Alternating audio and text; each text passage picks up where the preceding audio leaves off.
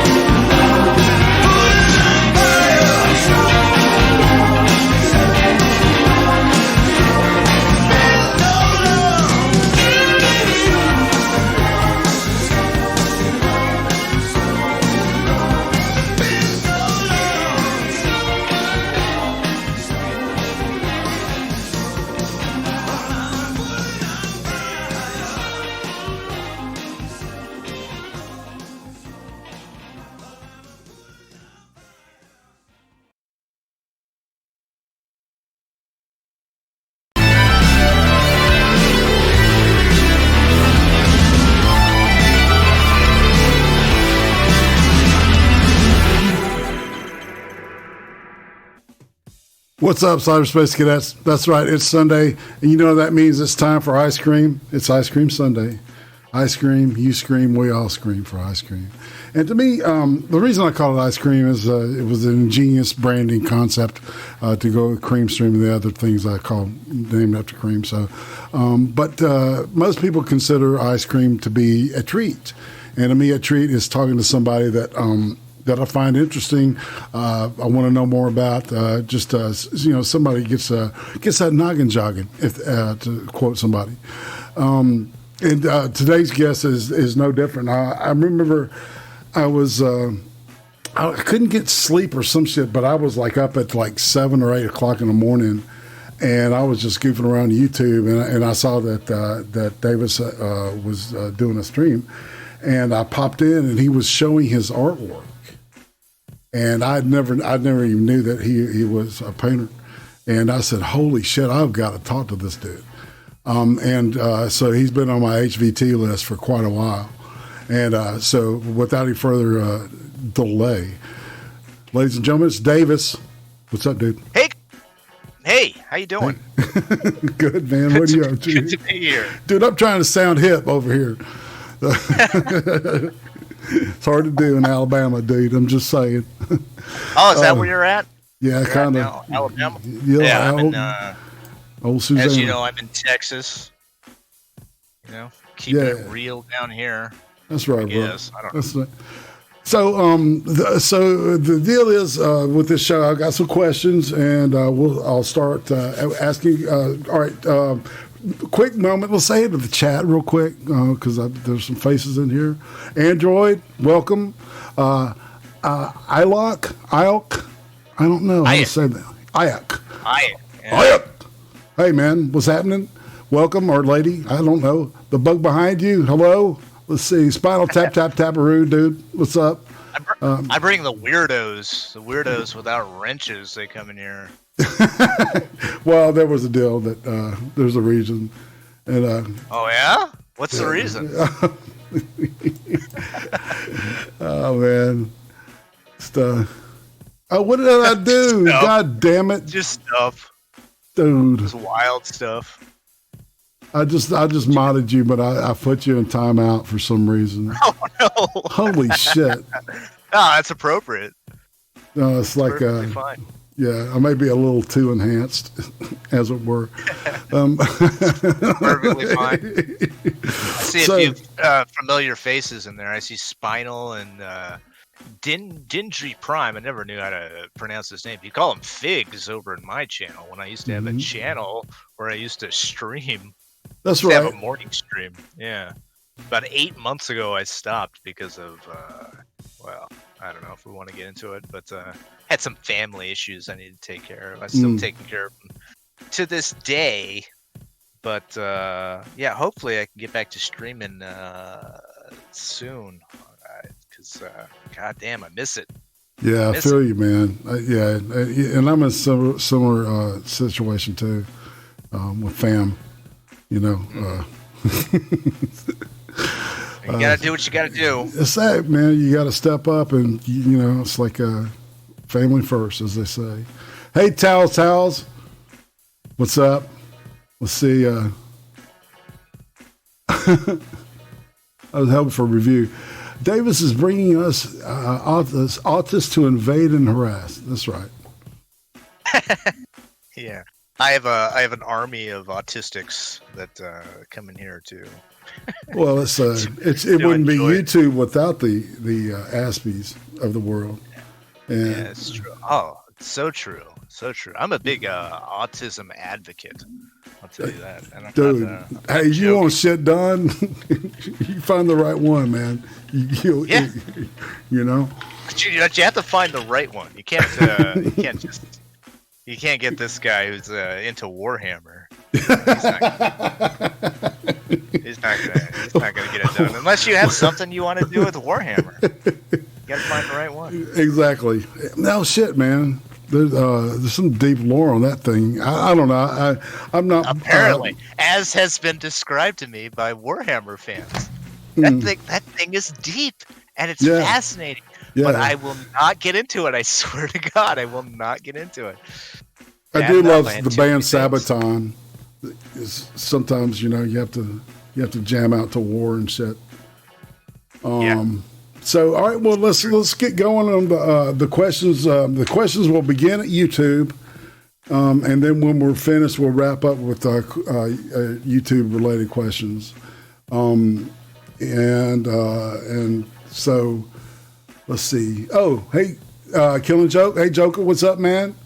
Good to see you. And chat. What I wanted to say was, if you've got you got any questions for Davis, jot them down during the show, and then towards the end, I'll before we go to the YouTube stuff at the final, we'll get some we'll ask some questions. Okay.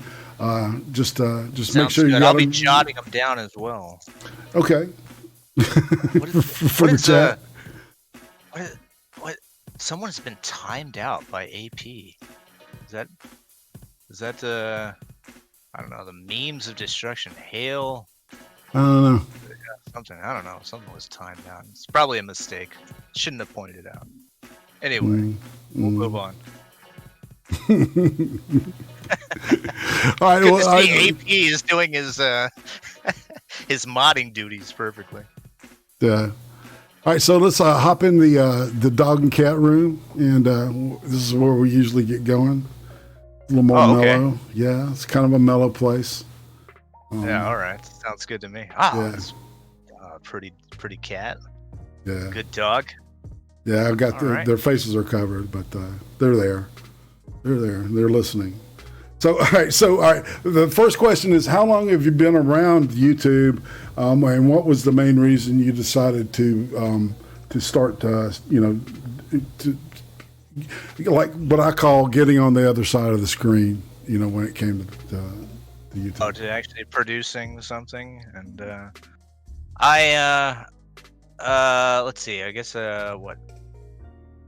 I don't know. I guess I've been on YouTube since its inception, really, but didn't start streaming until 3 years ago.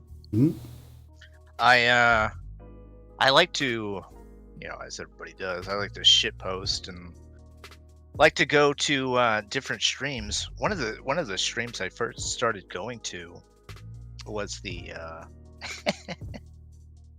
the April the Giraffe stream. You remember I don't know, you probably don't remember, but April was this giraffe. I can't remember what the fuck the place was called. The some kind of wildlife habitat. And I would just go there and troll the streams and say that I was there watching with my child, which would alternate between a little girl that was my little child and the little boy, and I would just like entertain the chat with stories of my children. Now I don't have children. I don't have children, but my children, my fake children, would get up to all sorts of like terrible business. At first you could believe it, and then I would slowly start escalating it to where like my daughter was like she was scared of something. I can't remember what the circumstances were at the time, but she had scuttled underneath the dining room table, and she had started cutting off her fingers with scissors. And you see all these moms that were watching this giraffe thing. They were horrified by this whole thing. Why aren't you calling the ambulance or something like that? But I had all sorts of reasons for that. Anyway, that would have been a good yeah, exactly, a little segue into her years in the Yakuza and shit. Cutting off fingers. Katie, yeah. Kate Waxlover in the chat. She was one of those people. Yeah, I met her in the giraffe chats. We were just watching this giraffe. Oh, by the way, yeah, it was trying to give birth. That's the whole thing with April the giraffe. She was going to give birth, and that's why everybody was watching this live stream.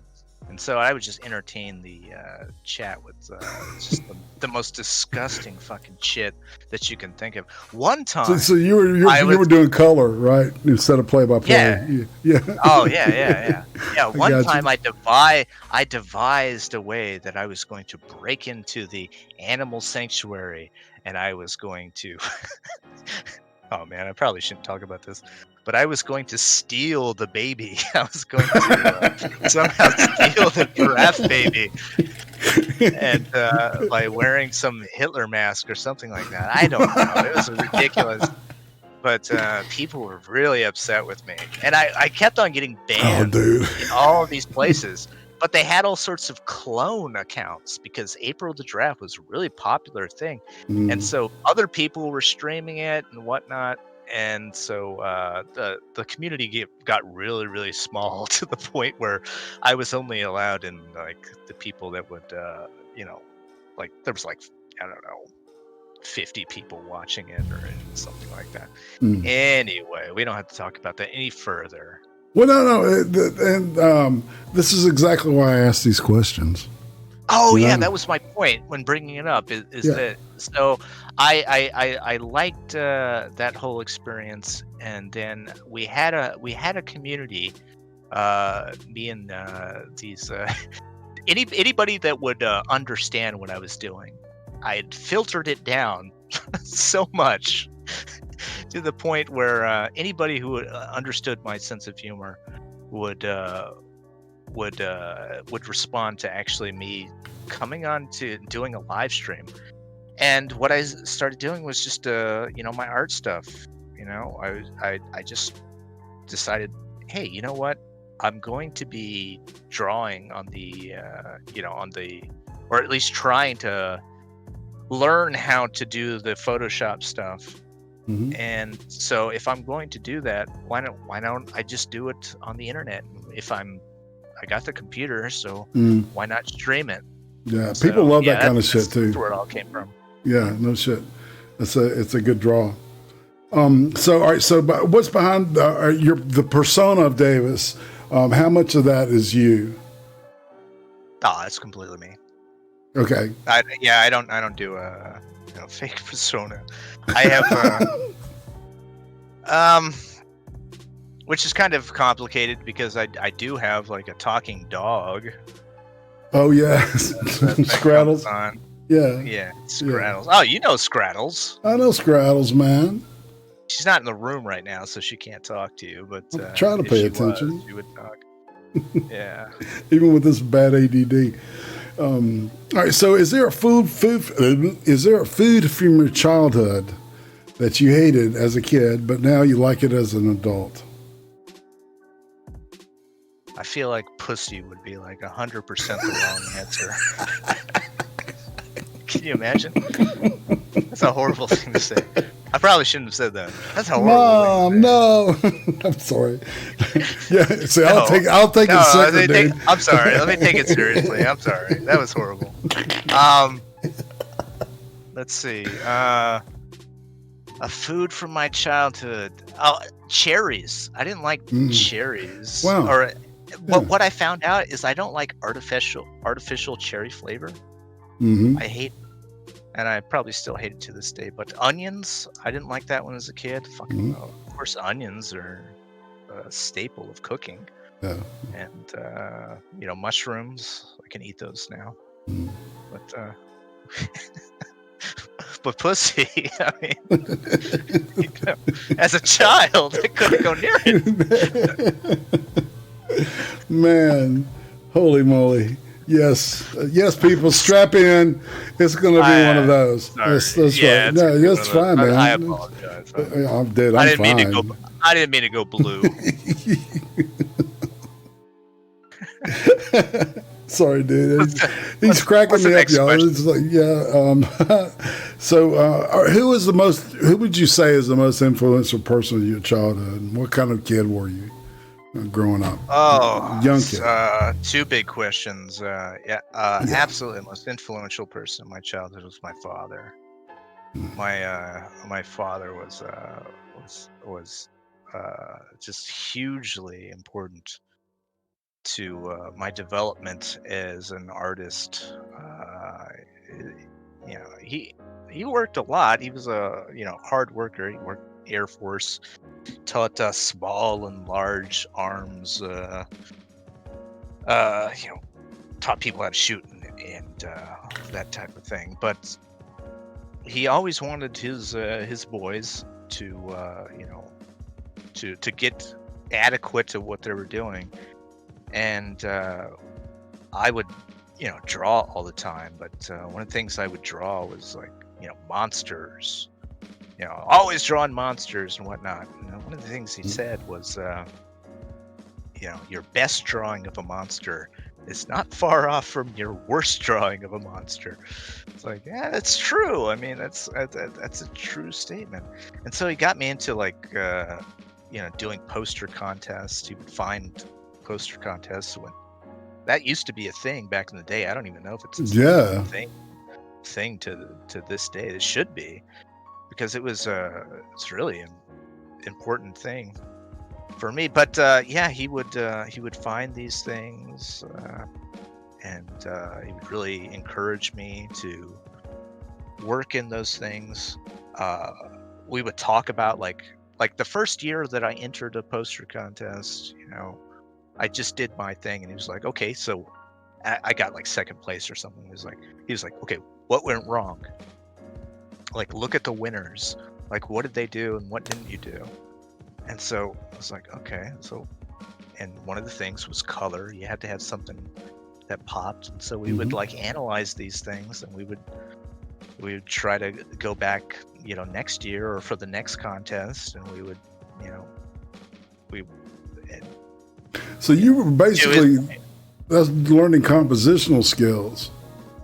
Oh yeah, composition was a huge thing. That's all the pre main classes that you take in art. It's composition is a big one. Yeah.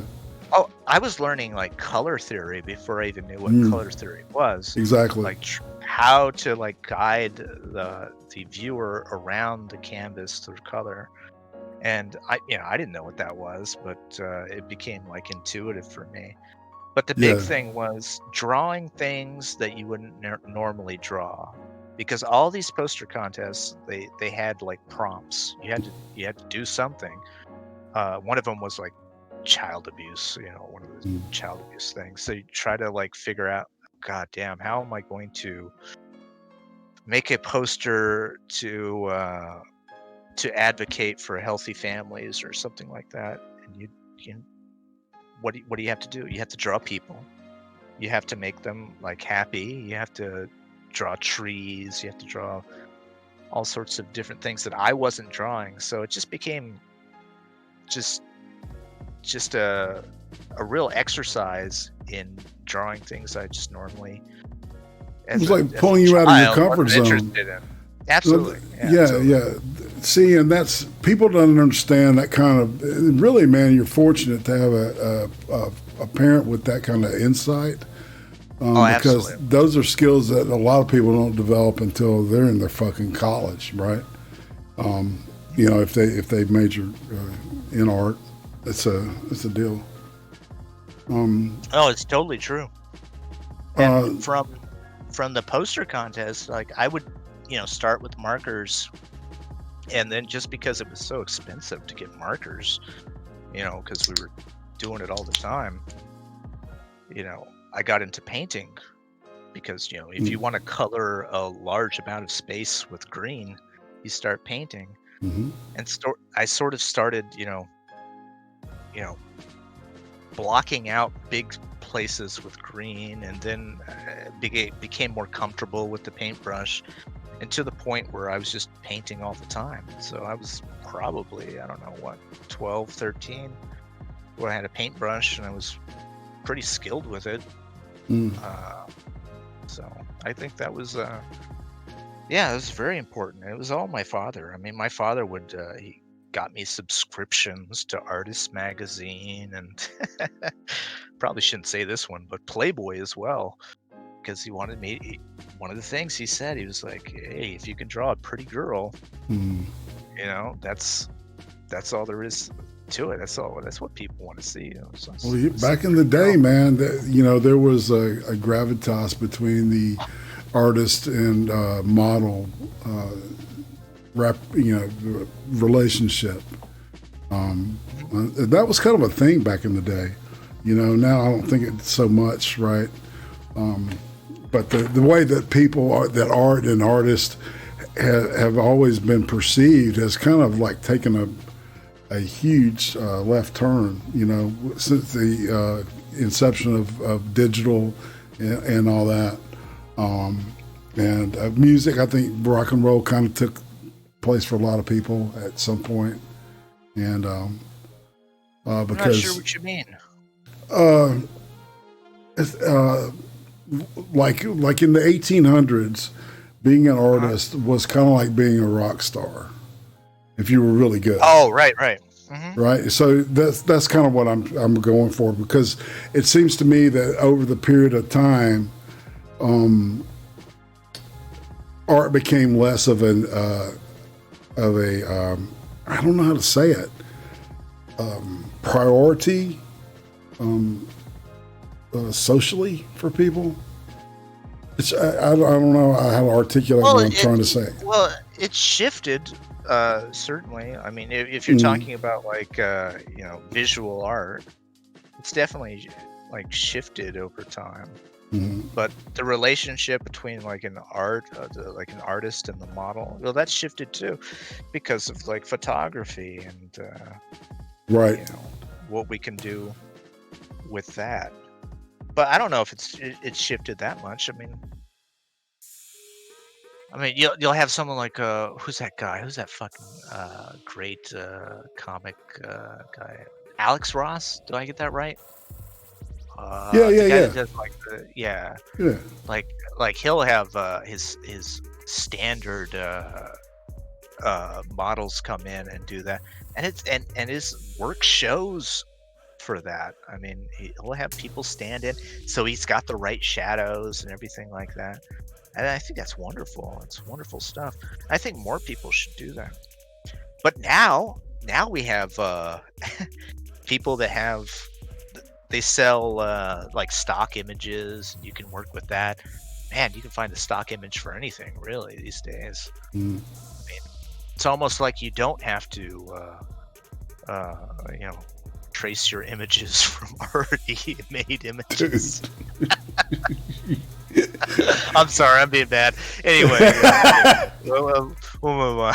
Well, all right. So let's kind of stay in the biographical stuff, and we. Do you have a favorite holiday or season that has special meaning for you?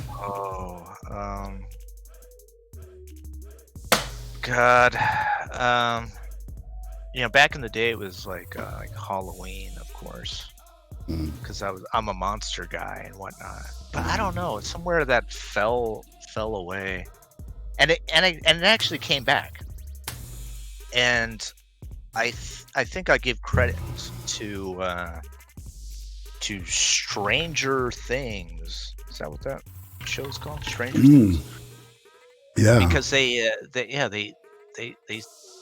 like Halloween became like this big thing, and everybody was like, thought about their own childhood. They're like, I'll let my kids go out there and do Halloween and whatnot. Yeah. And I used to make a big deal about Halloween, and I would decorate the wherever place I was and whatnot, and then just people stopped caring, and now it's back. Yeah, not so much here. The Bible Belt, hardcore Christians have, like it's demon holiday, so they have the open trunk thing in church parking lots and shit. Yeah, man. Oh they've shit all over it, man. And it's like I hate fanatics equally. So this includes communists. There was one year that we decided to go to church. Me and my brother, we decided we were going to be good Christian folks, and they had one of those trunk or treat things. Yeah. And it was one of the most fun things I've ever done. That was also miserable because we made a like a castle gate that went into the trunk, and I had a puppet dragon that would come out and talk to the kids, and I had to watch my language. I swear, it was horrible. It was a horrible thing. But I was in this hot trunk, and just talking to the kids and cracking wise to all the parents and whatnot. It was so much fun. It was I bet, man. It so sounds trunk or treat is not a bad thing, but okay. I but- don't know. It's just trick or treat should never die. Dude, we used to run through the fucking neighborhood like we own the damn thing. We go around and get candy, and then when everybody went to sleep, we got the toilet paper and eggs, and we went to town. Oh no! Fuck You're yes, one of those man. hooligans. I'm a fucking hooligan. Yes, I am. No. Do you regret any of that?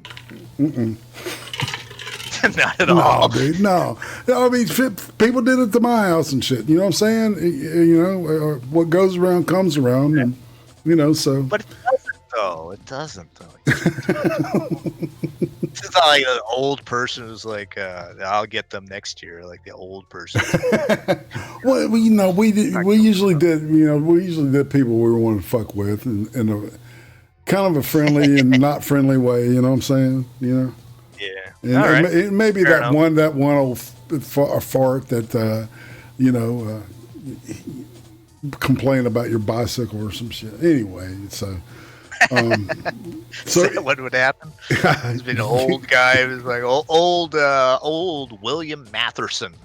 Bill Matherson. He would complain that your spokes are too close together.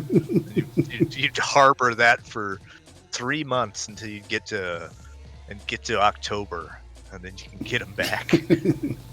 Poor Bill Matherson. Poor Bill. All he did was critique your bike spokes. I think he said, "Forgive them, for they know not what they do." I don't know. That's Maybe. probably true. Yeah, So, if you could go back in time and talk to little Davis at the age of 8, what would you tell him? Oh man, actually, that question gets me to the core, because I had a series of journals, not really in any real way, just a bunch of journals where I draw pictures and shit like that. And I remember that I had that I wrote a note to myself, and I guess I was in a bad way about it. I don't know. I was like, if you're in the future, Davis, and you read this, I didn't call myself Davis. That would be too prescient. By the way, my name is David. Right. Davis is just a clever screen name, so no one ever finds out my real name. But it was just like this thing. I guess I was in a real poor mood, and I was like, come back to this time in what, like 1991 or something, and help me out or something like that. But here I am in 2020. I don't have a time machine. Can't go back to see what the fuck he was talking about. I don't know, man. To give little Davis some advice, I would say look more at stick with math. I had a real fondness for math back in the day. I thought it was beautiful. I thought math was beautiful. And I think I went to a couple years of math in college, and I really took to it. I had a great professor in a community college, and it was the only thing that I loved. I had the art, some art courses that I took, had some other things that I took. It was the only thing that I really loved, and it just scared me how much I loved it, because I loved art a lot too. And if I would go back, I would say, stick with this too, because art and math are related. Mm-hmm. And that's not to say that I'm not going to that you can't go back to it. You can actually go back to this stuff, and that's what I'm doing right now. Is I'm looking back on math and algorithms, and looking back on and seeing what I can use it for, because it turns out I'm going to need to use it. Nifty. Yeah. Because definitely some of the stuff, and we're going to go and we're going to look at Davis's art. So you'll need to have a visual part of it. There's going to be a visual part of this. This is going to be essential to the show. But we'll be looking at Davis's art, some of his influences, and so continuing. All right, what was elementary, middle school? What's the craziest thing you did as a kid? Craziest thing I did as a kid? I didn't do a lot of crazy stuff. I was pretty much a homebody. I would just, I was in my own world. I had a rich inner mind when I was a child, and you know what that means? I was a fucking dork. I didn't do any crazy things. Yeah. I'm sorry. I'm trying to go back in my memory. I broke my arm once when I was riding around with my BMX bike. You doing your Evil Knievel? It wasn't even like anything exciting. That's why I'm hesitant to even talk about it. But whatever. I mean, that's right. So all right. So what? All right. Let's bump up to the. What about your first time with the chick? What was that like? Oh, my first time with a chick? Mm-hmm. I tried to pull it off as best as I could, I guess. I don't know. I was always a late bloomer and everything. Mm-hmm. So I was probably past 21 when I got with a chick, and she was a nice girl. I mean, she was like a real sweetheart, and just pretty girl. But I don't know. Tried to do my best with it, I guess. And cool. Then left town afterwards, so I never had to put up with any critiques. I feel you, man. What about the first time you got fucked up? First time I got fucked up was years prior to that. But still, I was a late bloomer in that. Mm-hmm. It was like after high school, and I don't know. It was like work friends, getting drunk. There was one time that the first time I smoked weed, and that was it's a legendary thing. I was just like, oh my god, can't believe this, like, weed can make you feel like this. Whoa! I was like blown away. It's like, fucking psychedelics and shit like that. Turns out it would never be like that ever again. I totally get that. It took me a couple of times to get off the first time with weed. It was like, so nothing happened. I was enjoying the beer It took about 3 or 4 times before I got high. No, it was and like when I did, oh my god, whoa, Lord! I was like flying out, and I was probably the most annoying stone person of all time. I was like, everybody, my voice is dynamic, and for me, it was like echoing out into the stratosphere. Yeah. But for them, they were like, why don't you keep your voice down, because you're fucking annoying as hell. Yeah. Did you ever do any hallucinogens specifically? Oh, yeah. Yeah, I did quite a bit. I don't know. What was your first trip like? Again with that. Just your first one, man, if you can remember it. Oh, I don't remember my first trip. God, yeah, I can't remember the first one. I remember my best one though. Yeah. And what I was probably that? shouldn't say this because it's going to sound like I'm advocating anything like drug use. which No, I no, probably no. shouldn't. Look, illegal But drug use in the past is, is one thing. We don't condone it currently. see, I'd always heard about these magical experiences that people had that were like they Introspective. saw things, or it was like a real hallucinogenic thing and whatnot. But I finally had one. It was probably like my third or fourth trip, and what it was is we'd taken like 3 or 4 hits of acid, and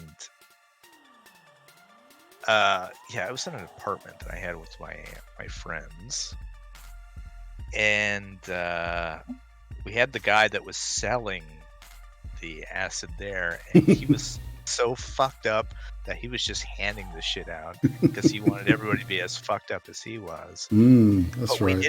we didn't have any weed. We didn't have any weed, and weed will set the barn on fire, right? Right. So we're all on acid, and we drive, and this is like 7 o'clock in the morning. We're driving around town, looking for weed, and finally we found it, and we got back to the apartment, and we smoked some weed, and I tell you what, man, the walls started looking like puzzle pieces. They were all falling down. It was one of those moments. I was just like, oh fuck, and I still remember to this day because it was just like, what the fuck.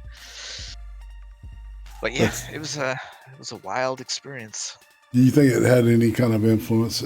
I mean, obviously, you can tell by looking at the shit that I do that I had a predilection for hallucinogens. So, do you see some of that reflecting in your art, the psychedelic feel? Because I sensed a little bit. Sure.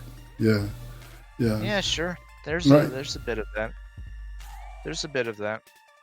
And it's not just like the visual stuff. There's a lot of like that introspective stuff that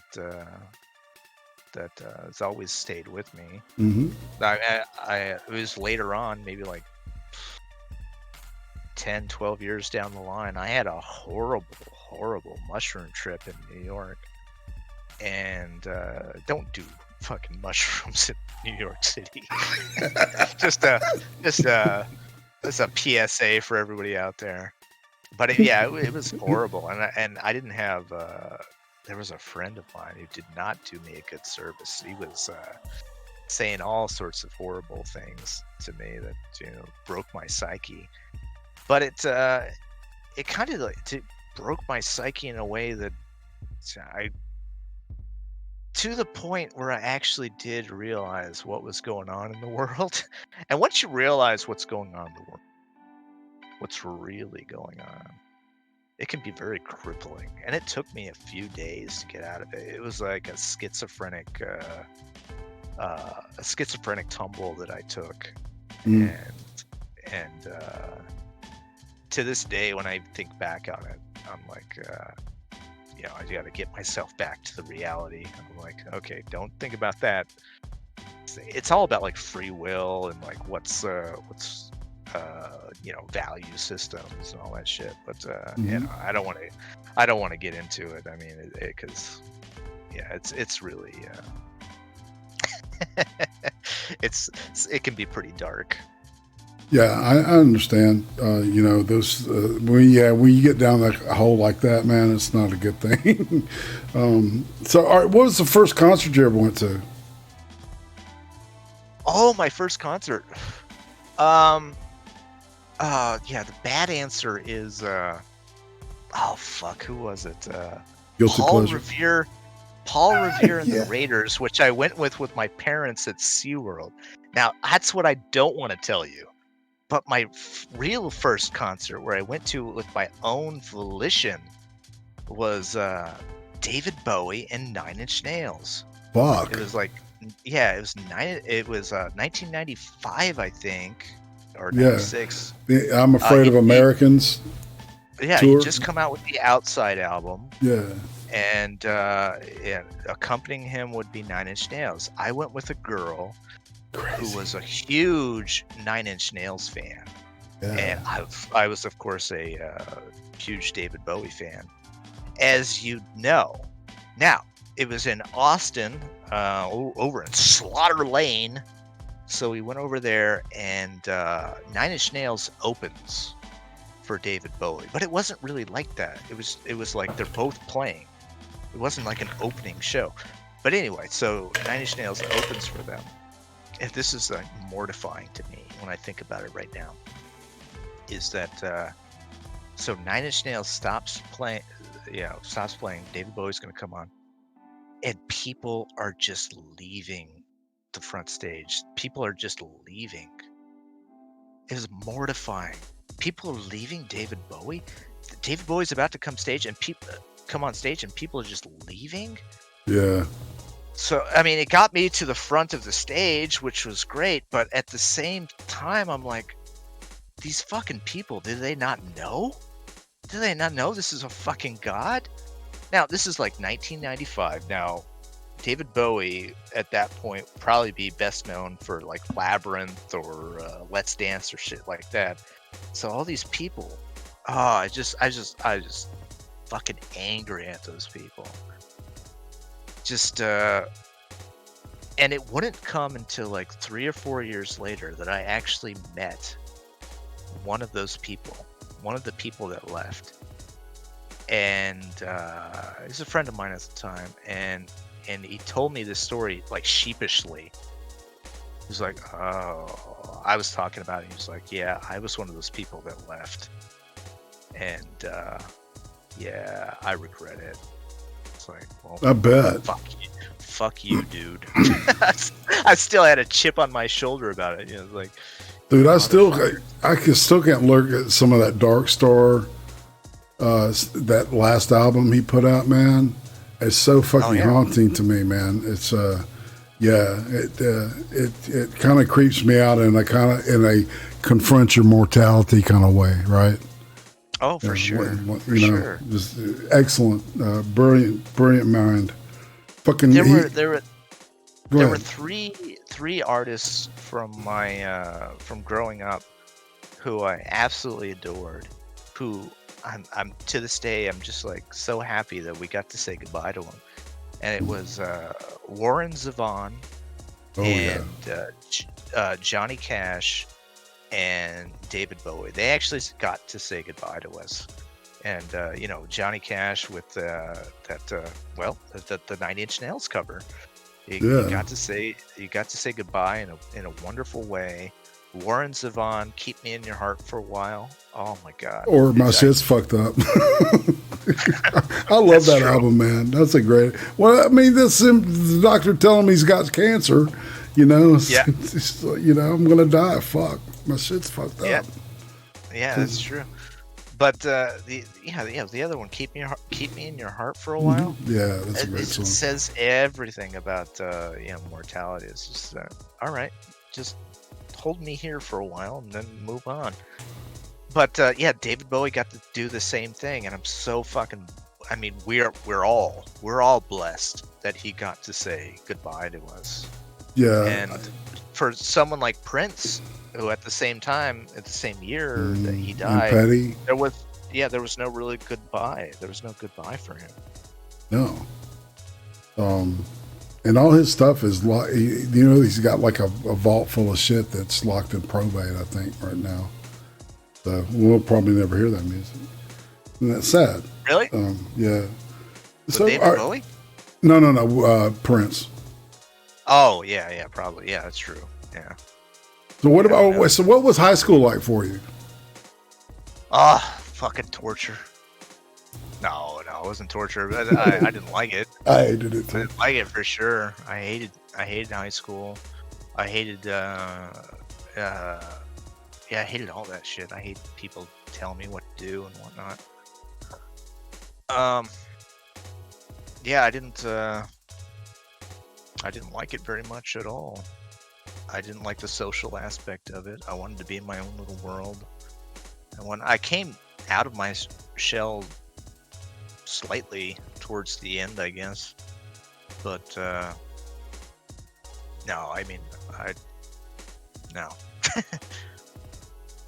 No. All right, I feel you. So no 20-year class reunion, right?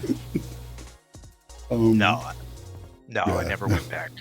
Me either. I don't care about any of those people. Well, all right. So, what about relationships? Have you ever been married? Are you thinking about? Is it on the table? Kids? What about that shit? No, I never got married. There was one time I was going to get married to a lovely girl, and it just didn't happen. Almost getting married is like almost getting pregnant. It's just it's not really a thing worth mentioning. But yeah, been with a few great girls. I don't have a long relationship history, but there's probably, like, any of the girls that I've ever been to or been with would probably be the girl to get married with, but I didn't do it. So I think I'm just I think I like my alone time a lot. But I don't know. Maybe that doesn't answer the question. I don't know. Well, it does. I think. All right. So let's kind of shift gears here and look at the. So, what is your favorite horror film? Oh man, that's a fucking tough one. Favorite horror film. Oh shit. All right, my favorite horror film is too pedestrian to even mention. I love The Exorcist. It's perennial. It's deep. It's well directed. It's well acted. It's fantastic. The Exorcist is fantastic. Yeah, and it's really good if you watch it with Exorcist 3 right after. Oh, Exorcist 3 is fantastic. Yeah, absolutely. That's a brilliant fucking movie, man. Everybody's like, are you kidding, man? It's like, no. Oh, Exorcist 3 is great. Shit. So, who's your favorite horror director? Who's your go-to guy? Oh God, these days there's some great ones to watch out for. I think what's his name? Ari Aster. Ari Aster, yeah. Ari Aster is putting out some good stuff. And, man, it's incredible. He's a great director. I think he's the next Hitchcock. I think he's this generation's Hitchcock. He could be. We'll see. I mean, I've been disappointed before, but there was a guy named Alexandre Aja who did that Hills Have Eyes remake. Oh yeah. And I was watching him for a while, and I thought he was going to be great, but I mean, he's still doing fine work. I would say my favorite of the new guys is Mike Flanagan. Mike Flanagan, who did the House on Haunted Hill Netflix series. Oh, I've been watching him, man. And Hush. Yeah. Hush was great. Yeah. He did the oh fuck, now the name escapes me. Oh, Dr. Sleep, which I haven't seen. Yeah. But he's been consistent, and he's been great. I like that guy a lot. But this is the one that I wanted to turn you on to if you haven't seen. It's a film called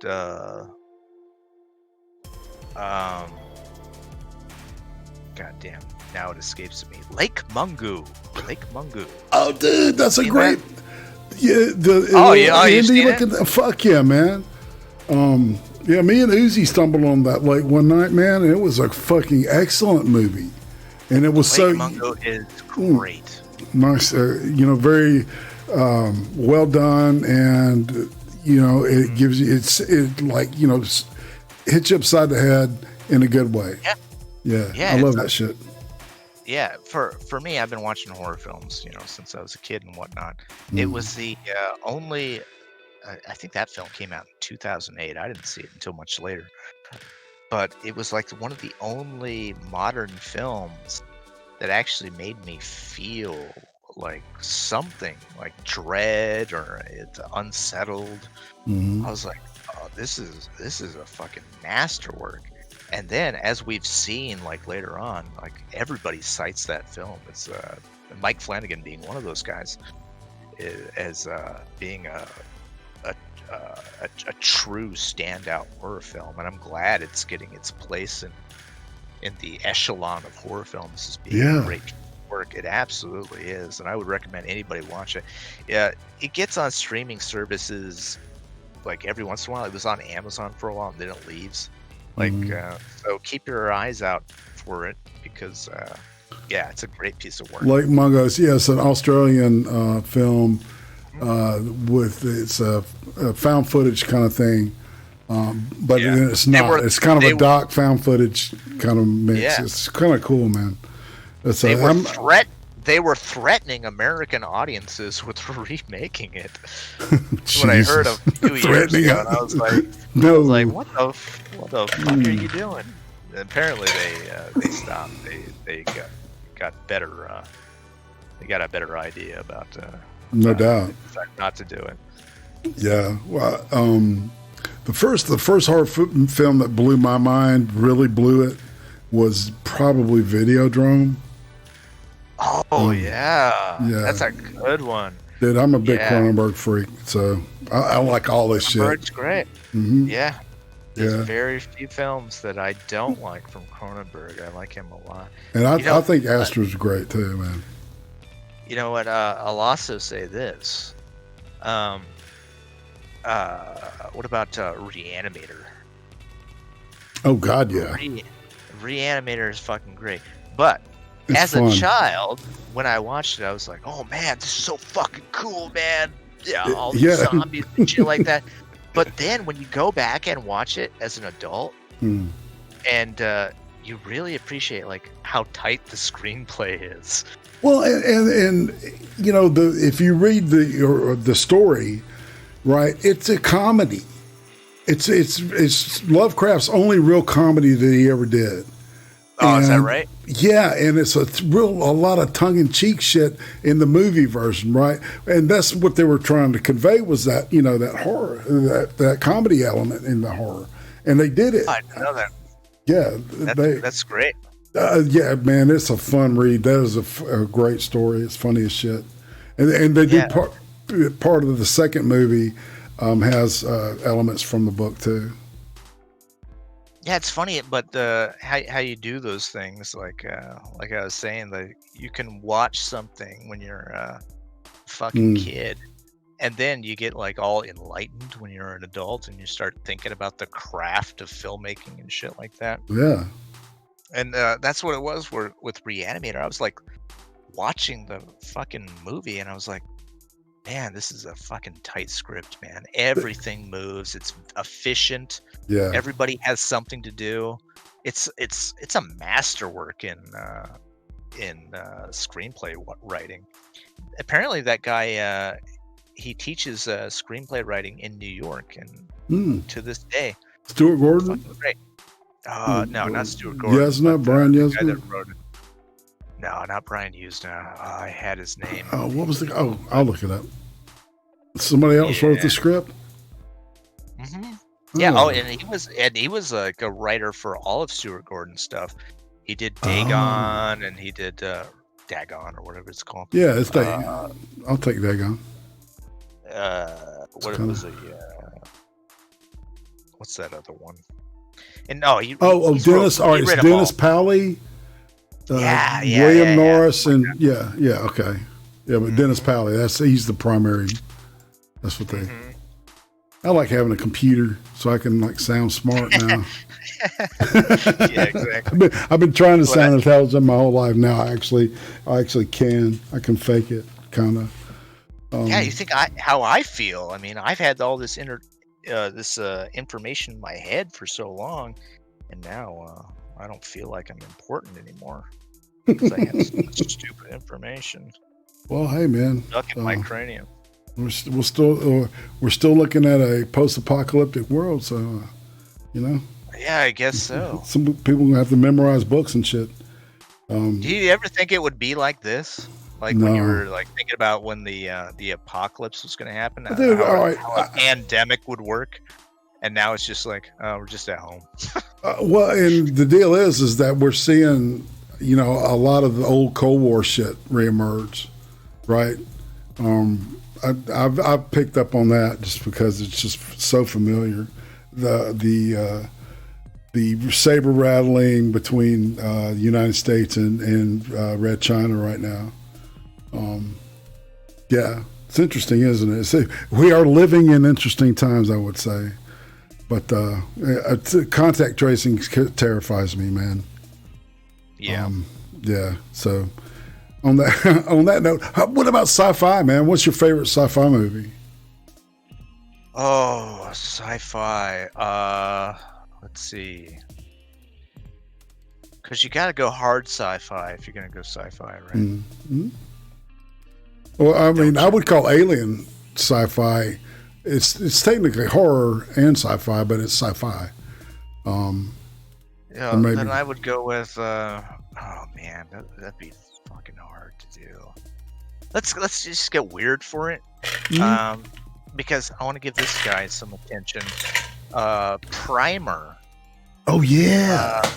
Primer is a great film, and this guy David Caruth, he did this fucking wonderful time travel tale. He's an engineering student, from what I remember when I was looking up this guy, and he's a real fucking smart guy, and you can tell with the screenplay, he's a real fucking smart guy, and he tried to get it all worked together. It's not a perfect film, but yeah, I really appreciate it. Yeah, so Primer is a good sci-fi film. His follow-up to that was probably like 12 years later. It was called Upstream Color. You ever see that one? No, I didn't even know he did another movie. Film. Yeah, Upstream. I'm writing that down, dude. If you're an art fag, you'll really love it. If you're not, you're probably gonna hate it. But I'm one of those guys that circle in between that stuff. Yeah, well, everybody's queer for something. You know what I'm saying? Yeah, I love my like my straight up, art fag stuff. Yeah, but at the same time, man, I can go there. Yeah, I'm really looking forward to Denis Villeneuve's Dune. Yeah, is that on your? Oh, absolutely. On your watch list? Absolutely. Yeah. Definitely. Yeah. Have you ever seen a trilogy of movies called? One was called Resolution, and then there was Spring and The Endless by this guy named. It's actually two guys, and they play brothers in the third movie. Yes. This guy. Okay, so all right, so. I don't know if Resolution is their first film. Yeah. But the one you didn't. Okay, and Spring is great. Yeah, Spring is fantastic, man. Spring is fantastic. Resolution is great. But then there's this other one. God damn, what was the name of that one? The Endless. Look. Yeah. Yeah. Okay, so so I saw it just by happenstance in order. Well, I saw the Resolution first, and it was just like a throwaway horror film, right? Oh, okay, that was good. Yeah. And then a number of years later, I saw The Endless, and it is so... it really rewards you. Yeah, man. Because the characters in that film, which had to be like 8 years previous, are in this film. It's so good. Oh, man, that's a good thing to mention. And you don't realize it until you're holy shit. It's great. It's a good movie, man, and it's technically cosmic horror, and it's sci-fi too. So, no, those guys are great, and that's a great. All those screenplays that those guys write are fantastic. The writing is good. The characters are good. They need actually to be celebrated more than they are, and I can't remember their names right now. Totally. All right. It's also Justin Benson and boom, boom.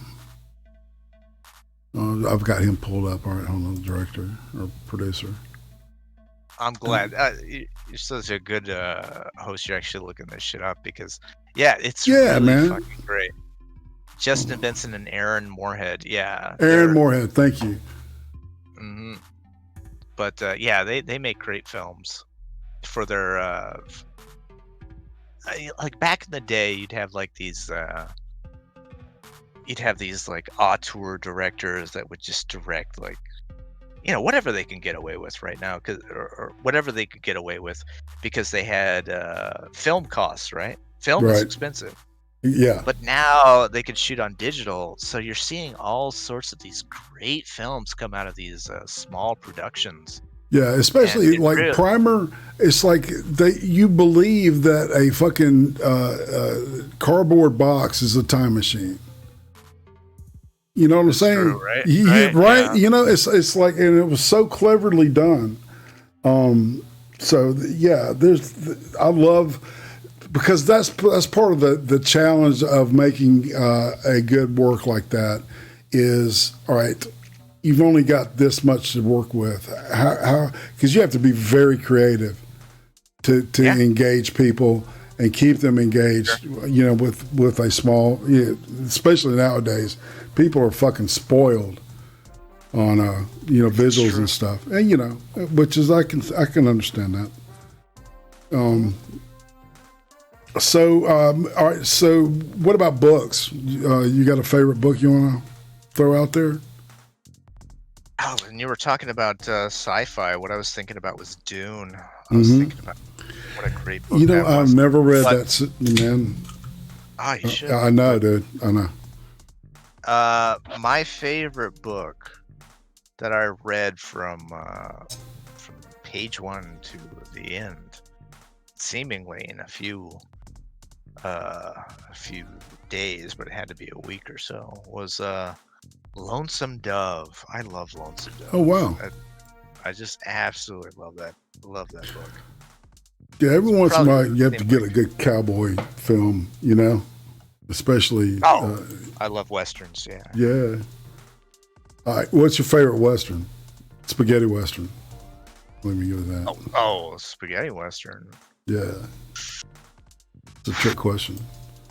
Yeah, you threw me for a loop with that one.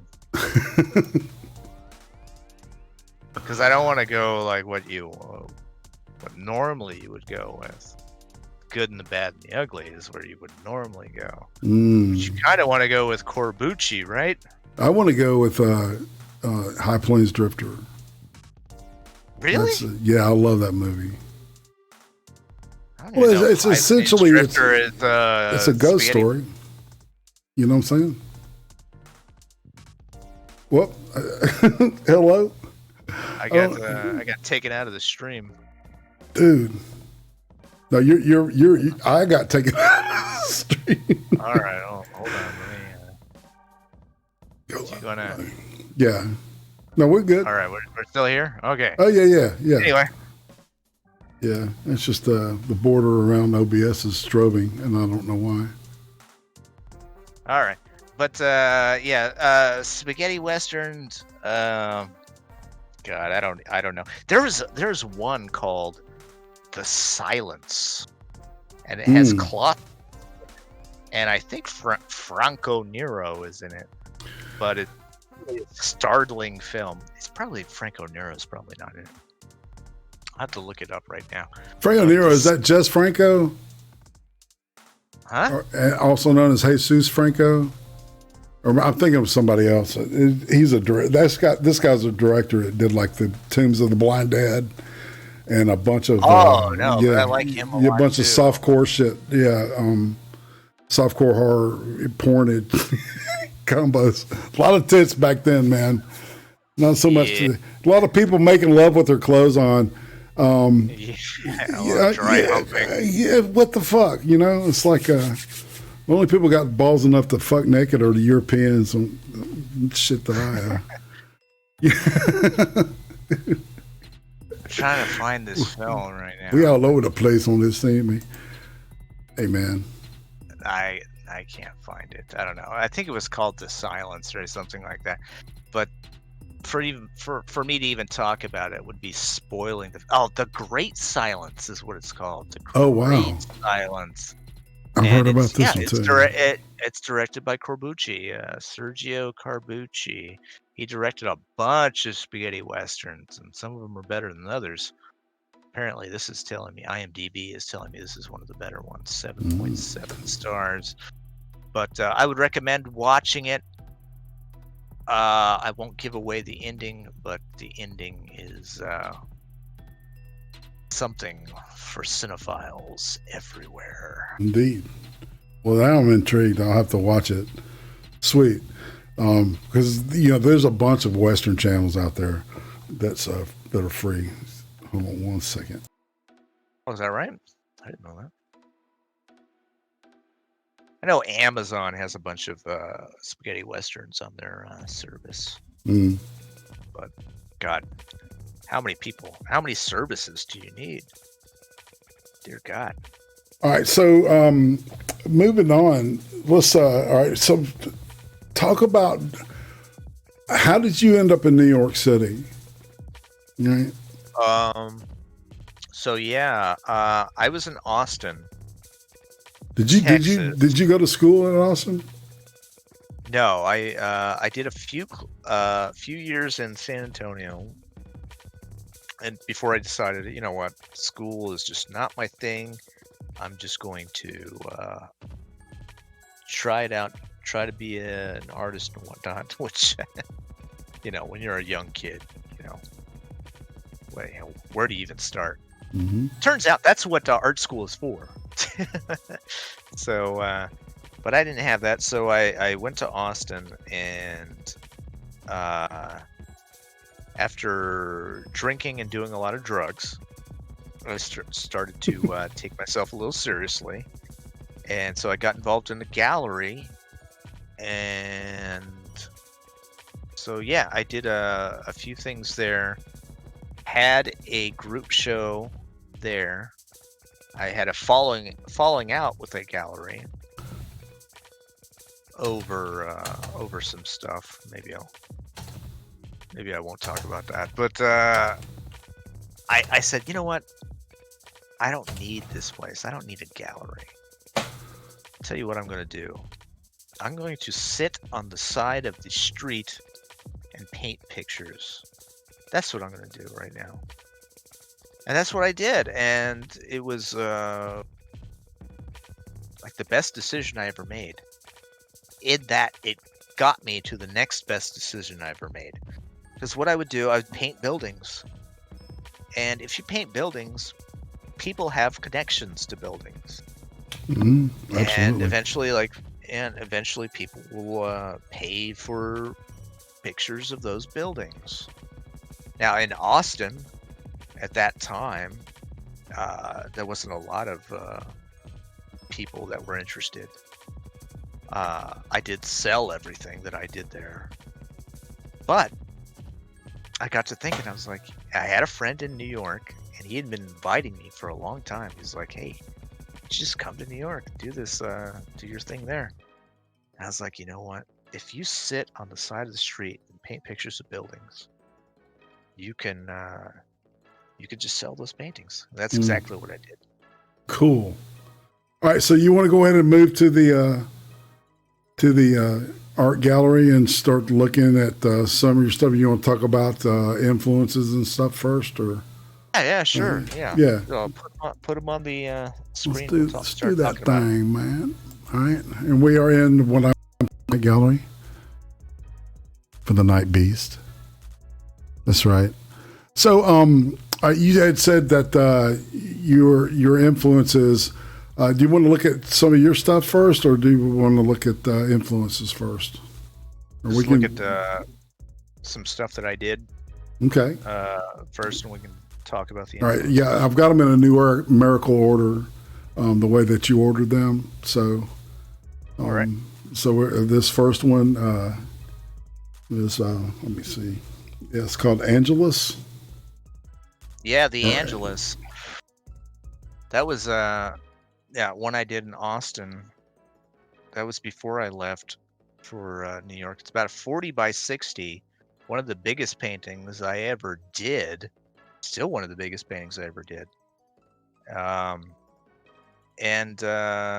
it's about. It's a really heady painting. It's all about values.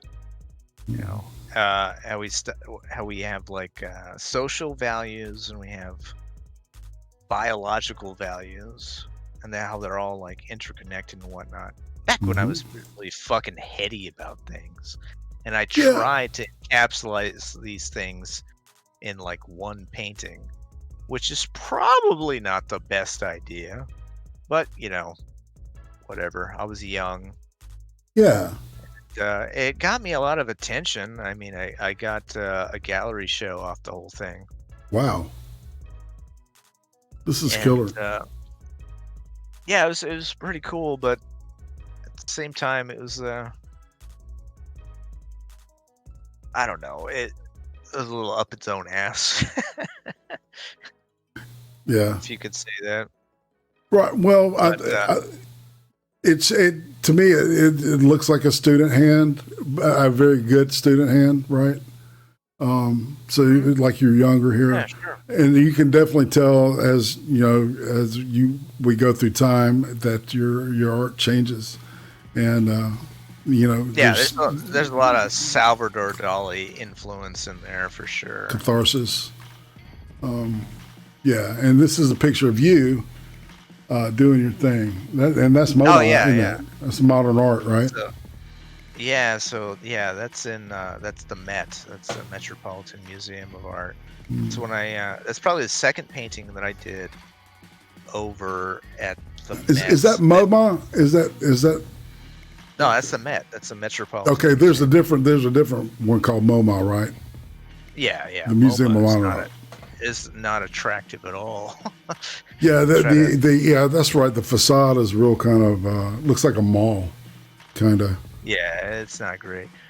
But This is beautiful. Guggenheim would have been interesting. I never did Guggenheim. The good, dude. Yeah. But yeah, my thing with the Met was first of all, I loved everything inside the Met. I go inside there.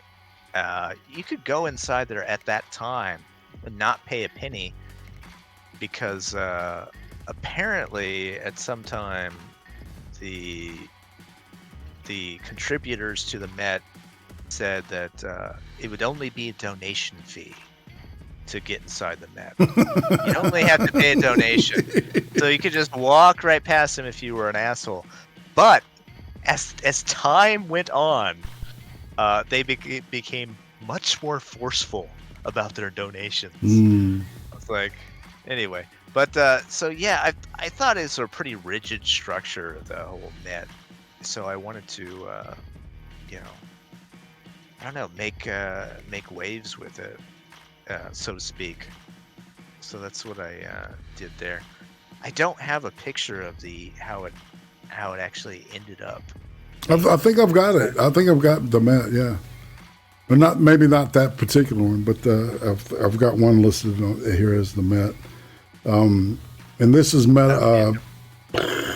Hold on, this is 45th. Oh, yeah. So then I went down Fifth Avenue, and I had this idea.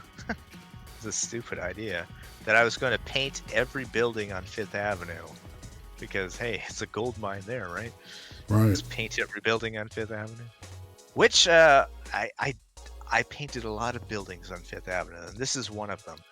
This is 45th, and the people that have this building are great, or that have this painting are great people, wonderful people. And this is a wonderful painting. Yeah. All right, did you use any mathematical techniques to do this? No. It was all relative perspective, and that's M.C. Escher. M.C. Escher, everybody talks about perspective, like 2-point, 3-point perspective and whatnot. Mm-hmm.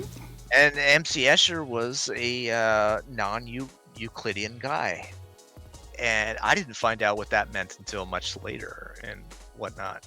But basically, it means that all those straight lines to make 1 and 2 point perspective, just curve them.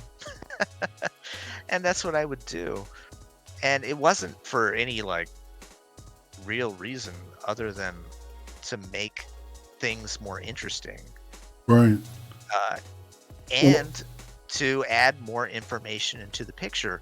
Because if you look at something straight on, you're not going to get things that you want into the picture. Like I wanted the church that's to the left of the painting. I wanted that to be into the painting, but I couldn't do that if I was looking straight on. So you had to curve it. You have to curve these things. And for like compositional purposes, you have to curve the things to the right. And yeah, it was just it's a great experience. That's intense, man. It's and people are getting all kinds of. This art looks expensive. Yeah, it was. It was expensive. Yeah, Ismail's one of the regulars around here, man. Hey, man, I knew you'd show up, so I was looking for you earlier. Okay, so you want to move on to the next painting, which Sure. I've got listed as the Pulitzer Fountain. Oh yeah, Pulitzer Fountain. This is kind of an offshoot. This is why I included this one, is because at this time I was just painting on the side of the street and looking up where I was.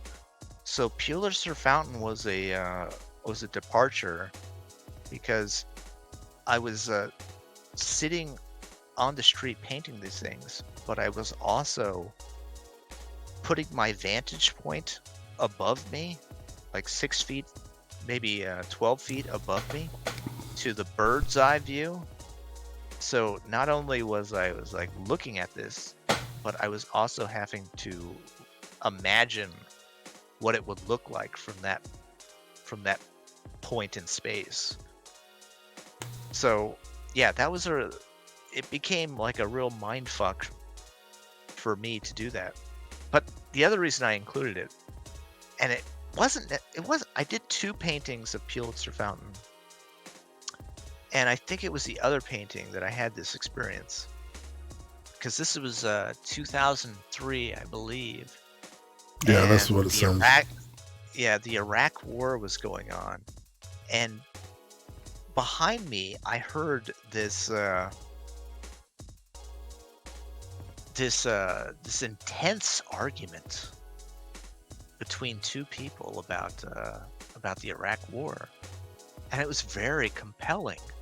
And I was listening to this while I was painting. I must have been painting for like, an hour, listening to these people talk.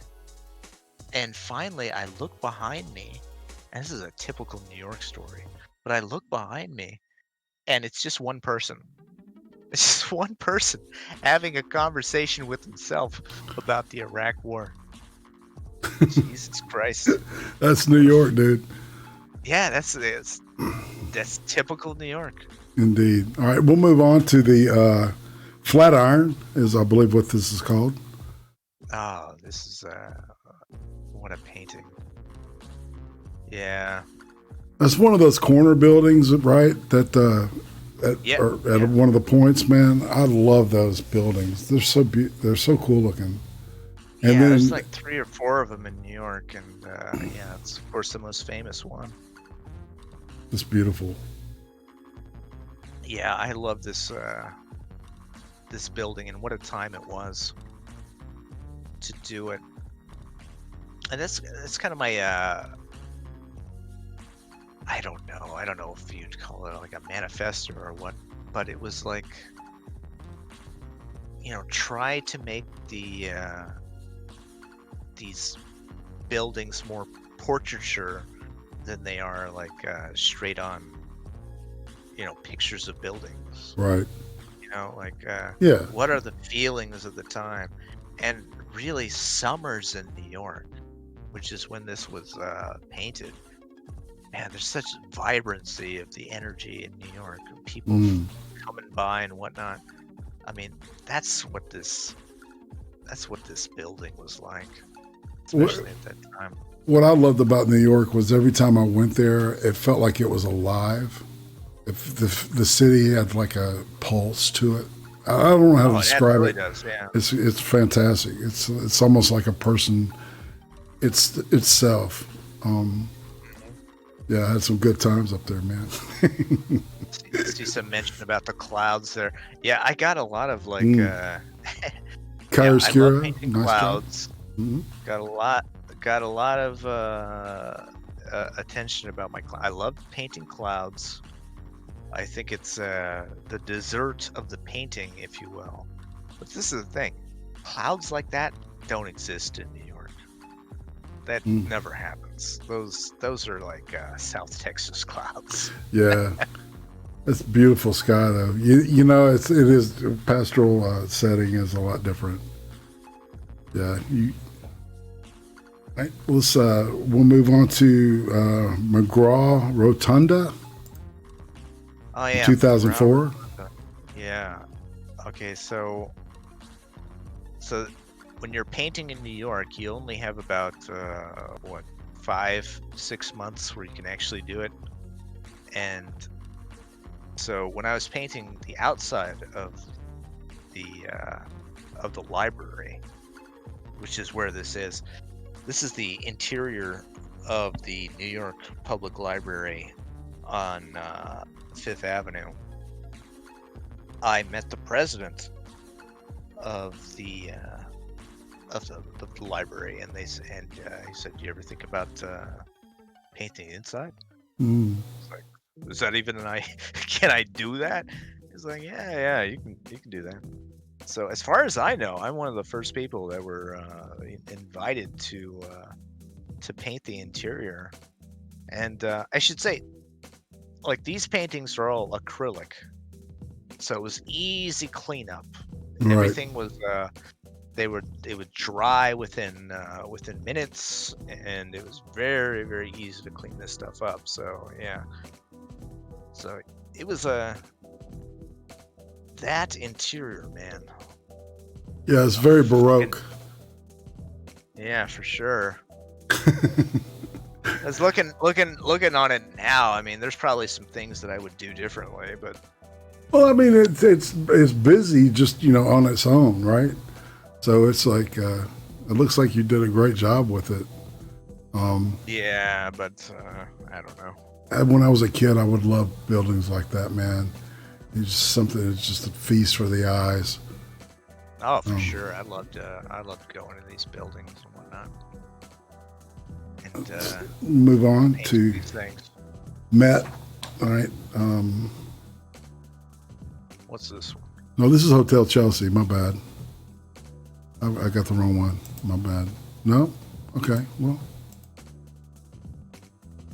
Oh, yeah. The Hotel Chelsea. Okay, so that was a number of years that I spent over there. I lived in the hotel. And, God, I didn't include the one that I did of the interior. But, yeah, this is in the collection of the Bards. The people that owned the hotel. Stanley Bard passed away a couple of years ago. A few years ago, in fact. But, yeah, this went on to be the cover for the film they made about it. Once they hit turbulent times, they had some management switches over at the hotel that was it was devastating to all the people that lived there, including myself. But yeah, this is sort of an encapsulation of that time. It was a dark time. Yeah, well, the foreboding red clouds and everything. And this is something that I've seen repeat on your palette is this type of this red engulfing I don't know. But that's part of your personal. I can't even say it anymore. Iconography. Iconography. Yeah. Yeah. Well, I wish I would have included the other one of the interior, because that was the first painting I did in oils. But yeah, when I went to the hotel, I met a guy named Rene Ricard, and that guy schooled me on all things art, and he really got me. He switched me over from acrylics to oils. He said, "Listen, the colors are going to be more vibrant. You got to do this, you got to do that." And yeah, he was absolutely right. And this is a testament to that, because the vibrancy of the colors from these pictures onward, from the previous pictures, yeah, you're definitely see this. But yeah, the Chelsea hotel, oh man, it was a world into itself. If you can imagine a hotel full of autistics and artists, it's like that for sure. All right, we'll move on to the next one, because it's the same from a different angle. Yeah, I got commissioned to do the hotel multiple times, and you're seeing a few of them. But yeah, this is definitely a commission that I'm allowed to do. So the owners commissioned you to do this? No, not this one, but yeah, the previous one was commissioned by the owners, and this one was by a guy that lived there for a small amount of time, and yeah, he's a great guy. He's big friends with the guys over at Chelsea Guitars, and you can see him. He's the guy in white. He's in the white shirt, and he's like pointing over at this guy that's tearing up part of the facade of the Chelsea.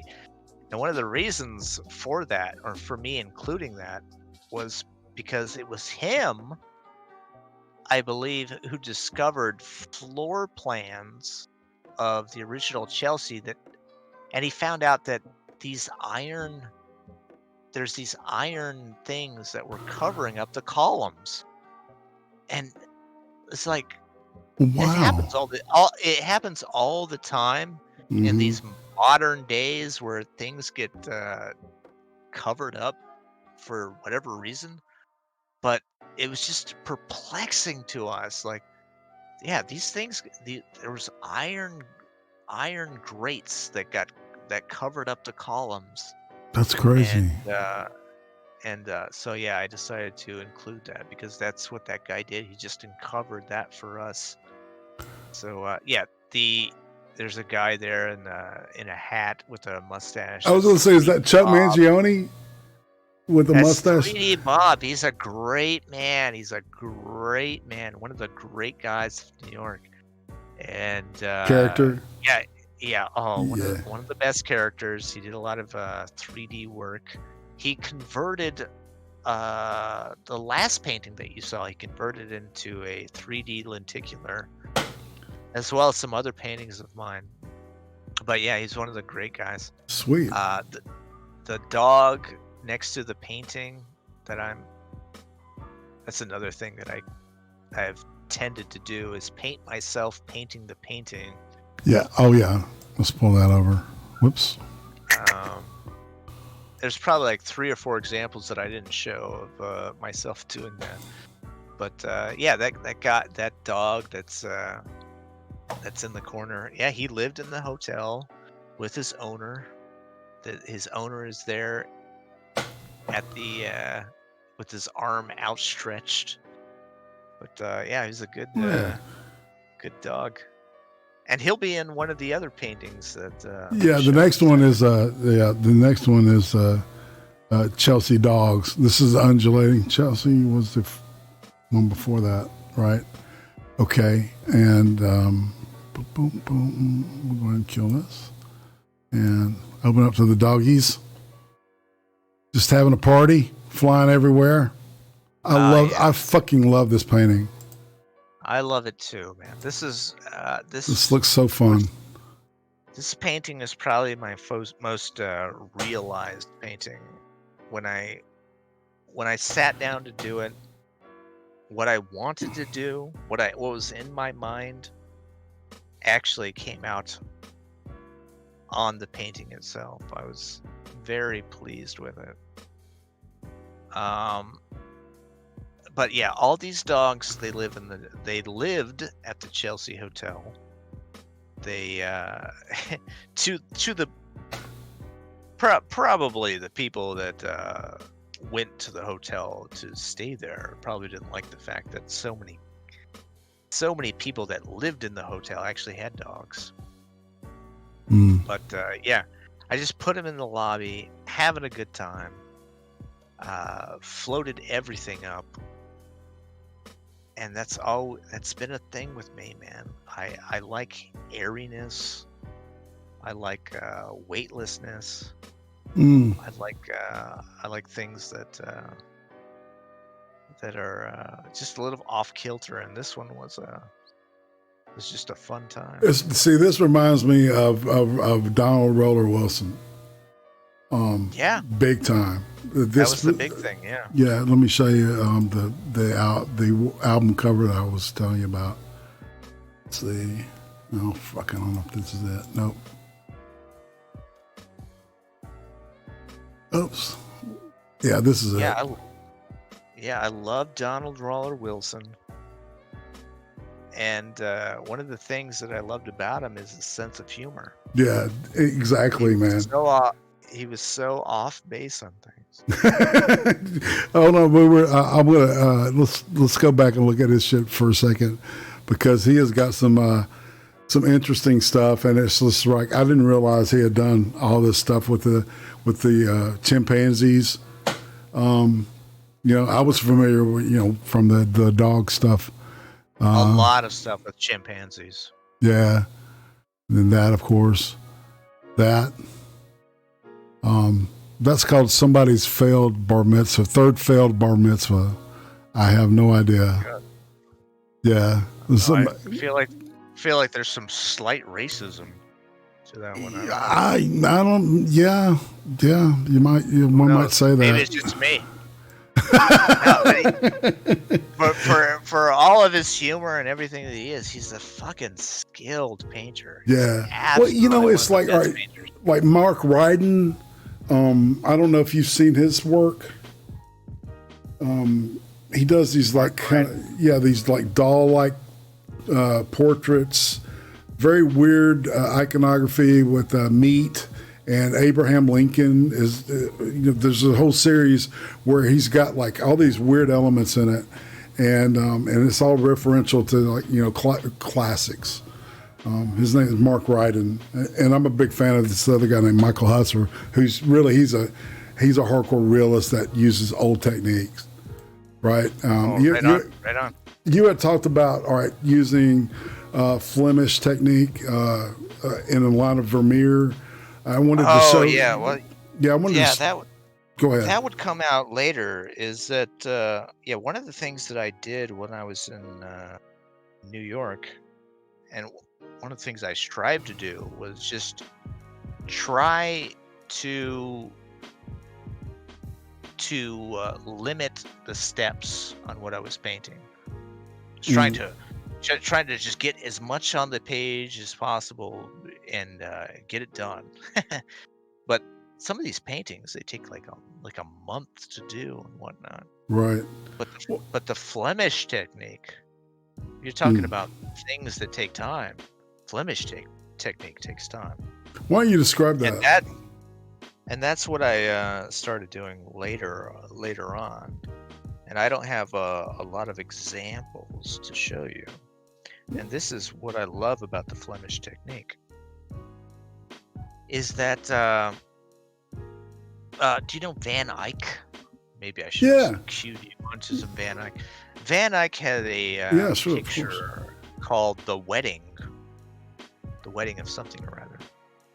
And if you look on it, if you look at this picture, uh, after years of abrasion or something like that, you could start to see the underpainting in that. Oh, And wow. yeah, so that's kind of what I liked about the Flemish technique is that all right, you start with something.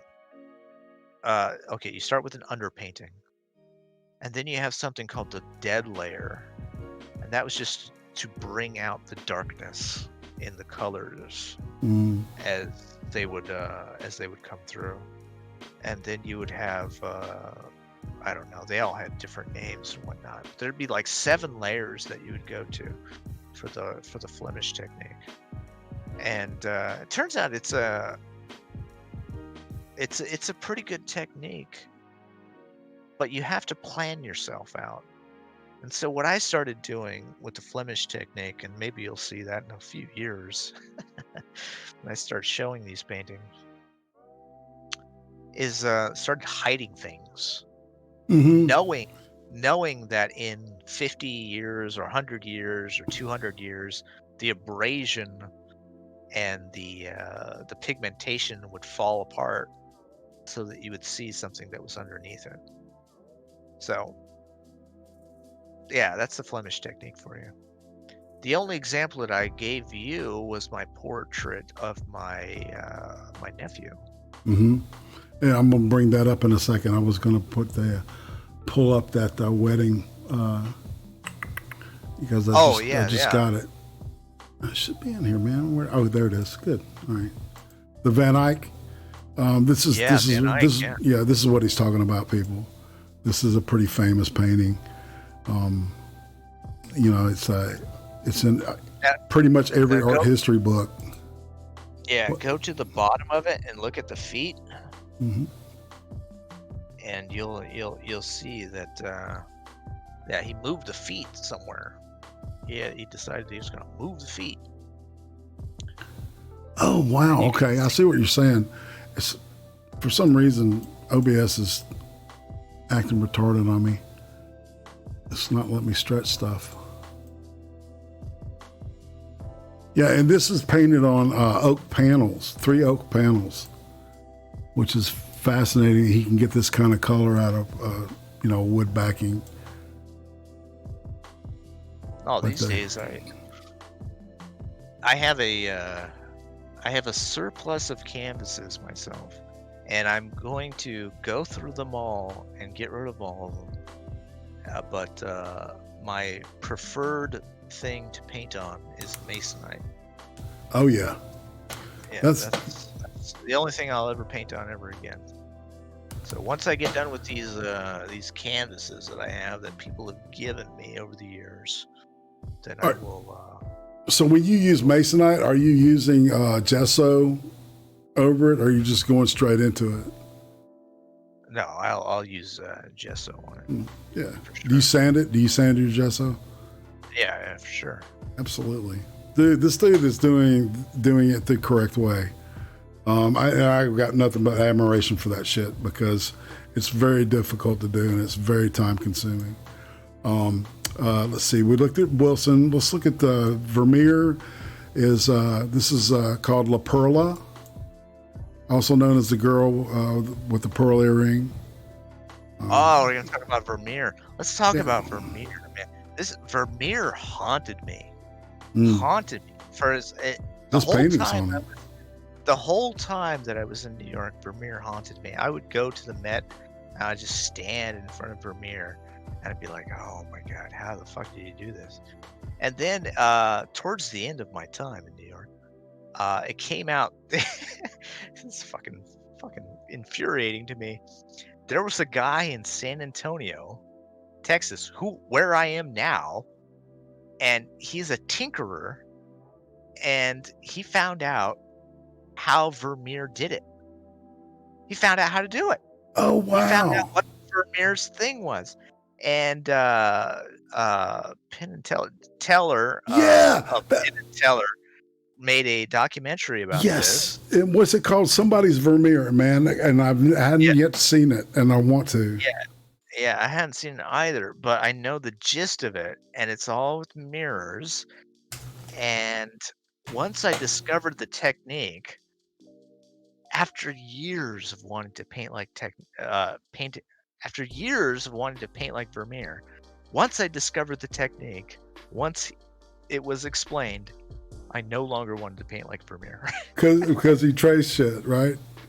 No, it's not tracing. It's just Well, laborious.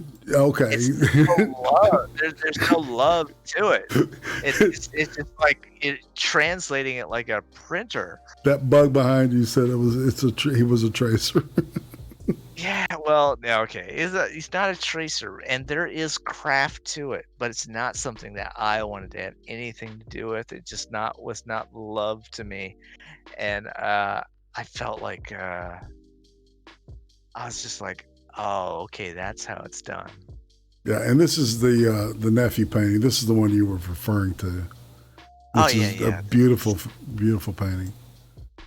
Yeah, this is my portrait that I did of my nephew, and it's done in the Flemish technique. Probably not up to the skill level that maybe should have been done, but it's one of my favorite things that It's incredible. I like it. Yeah. It's him. I think he's 2 or 3 years old, and it's one of my favorite things that I ever made. Sweet. It captures the the time. Yeah. And how old is he now? 10. Okay. 10 years old. He's still lovable. Probably. Still lovable, man. That's cool. All right, and I found this on your DeviantArt account. I do have your links. Oh my God! For your Twitter, DeviantArt, and for the YouTube channel. So you need to sub to this guy, people. All right, yeah, let's pull this. I'm gonna, because this was wasn't this a part of another contest? Yeah. I saw this thing maybe a year prior. Guillermo del Toro had a contest for one of his films that he was producing called Mother. I entered that, and I love doing that. So I think a year later, Insidious 2 had another promotional contest they were doing, and I was like, oh, okay, I'll enter that. But I didn't know about it until like 2 days before the deadline. I was like, oh man, I fucking got to do this thing. So I stayed up for fucking 2 days. I didn't know anything about Photoshop. I was very unskilled in Photoshop. But yeah, I decided to do this thing. Now, it's probably. So this is digital. Told me about this. This is digital, right? I wish you would have told me about this, that you were gonna put this on it. Yeah, it's all digital. But I don't know if you can see in the background. It's pretty dark, at least for me it is. But in the background, there's this painting of an African shaman in there. And I think that's why I won the competition, because I'm a fucking eagle eye horror hound guy. Yeah, you're talking about this guy over here. Yeah, that's on the left. Yeah, that's nice. That guy over there. Okay, so the thing with that is that I was watching at the theater. I was watching Paranormal Activity 2, and there was one scene about 3/4 of the way through the film where one character goes down the hallway and the camera sort of pauses on this painting, and it's the fucking African shaman. Right. That painting there. And and all we had at the time of Insidious 2 was the trailer, and about 3/4 of the way through the trailer, behind Barbara Hershey, is that fucking painting. Yeah. And I'm like, I had all sorts of conspiracy theories. I thought maybe they were going to be related, these two franchises were going to be related down the line or whatnot. But I decided to include that painting of the African shaman there. But Nice. I don't know. Yeah, I mean, whatever you want to say about it, it's all Insidious too, and I do like that first film. I like the second film. Yeah, they're both to, good. some extent. I mean, people I think they get wrapped up in this high art, like every movie has to be high art. And sometimes you just want a fucking comic book or, something that's just entertaining. Sure. Take you out of your head for a minute or two, right? So I don't know, man. I'm a little more forgiving when it comes to, stuff. I don't know. It's just, so here's some more Vermeer. Let's see. Sure. Yeah, we'll take a look at Vermeer. Check it. Talk about this painting, and I'll be right back with you. Yeah. No worries. One of the things that you talk about when you talk about Vermeer, I don't know if this is the best example of it, but when you go to the foreground, you're seeing things that you don't see in paintings of that era. You're seeing like chromatic aberrations. If I'm saying that correctly, but you're seeing. Yeah, this is not the painting to check that out in. But you're seeing like focus that's not necessarily going to be there when you're looking at paintings. So a lot of people thought at the time that he was using something called a camera obscura, which is a pinhole camera, and that's how he was getting these kind of things, because you wouldn't see it before. But no, that's not at all what he was using. He was definitely using mirror work, but that doesn't take away from the craftsmanship of it at all. I don't think so.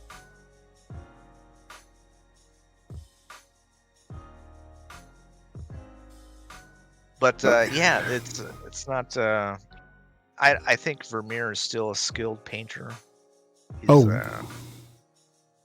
He's and moreover, he's a fucking genius for coming up. Well, all right. So what influenced me about him? I went through a whole phase of where I did these like tiled floor deals, and it helped me use perspective and stuff. It was a series of drawings.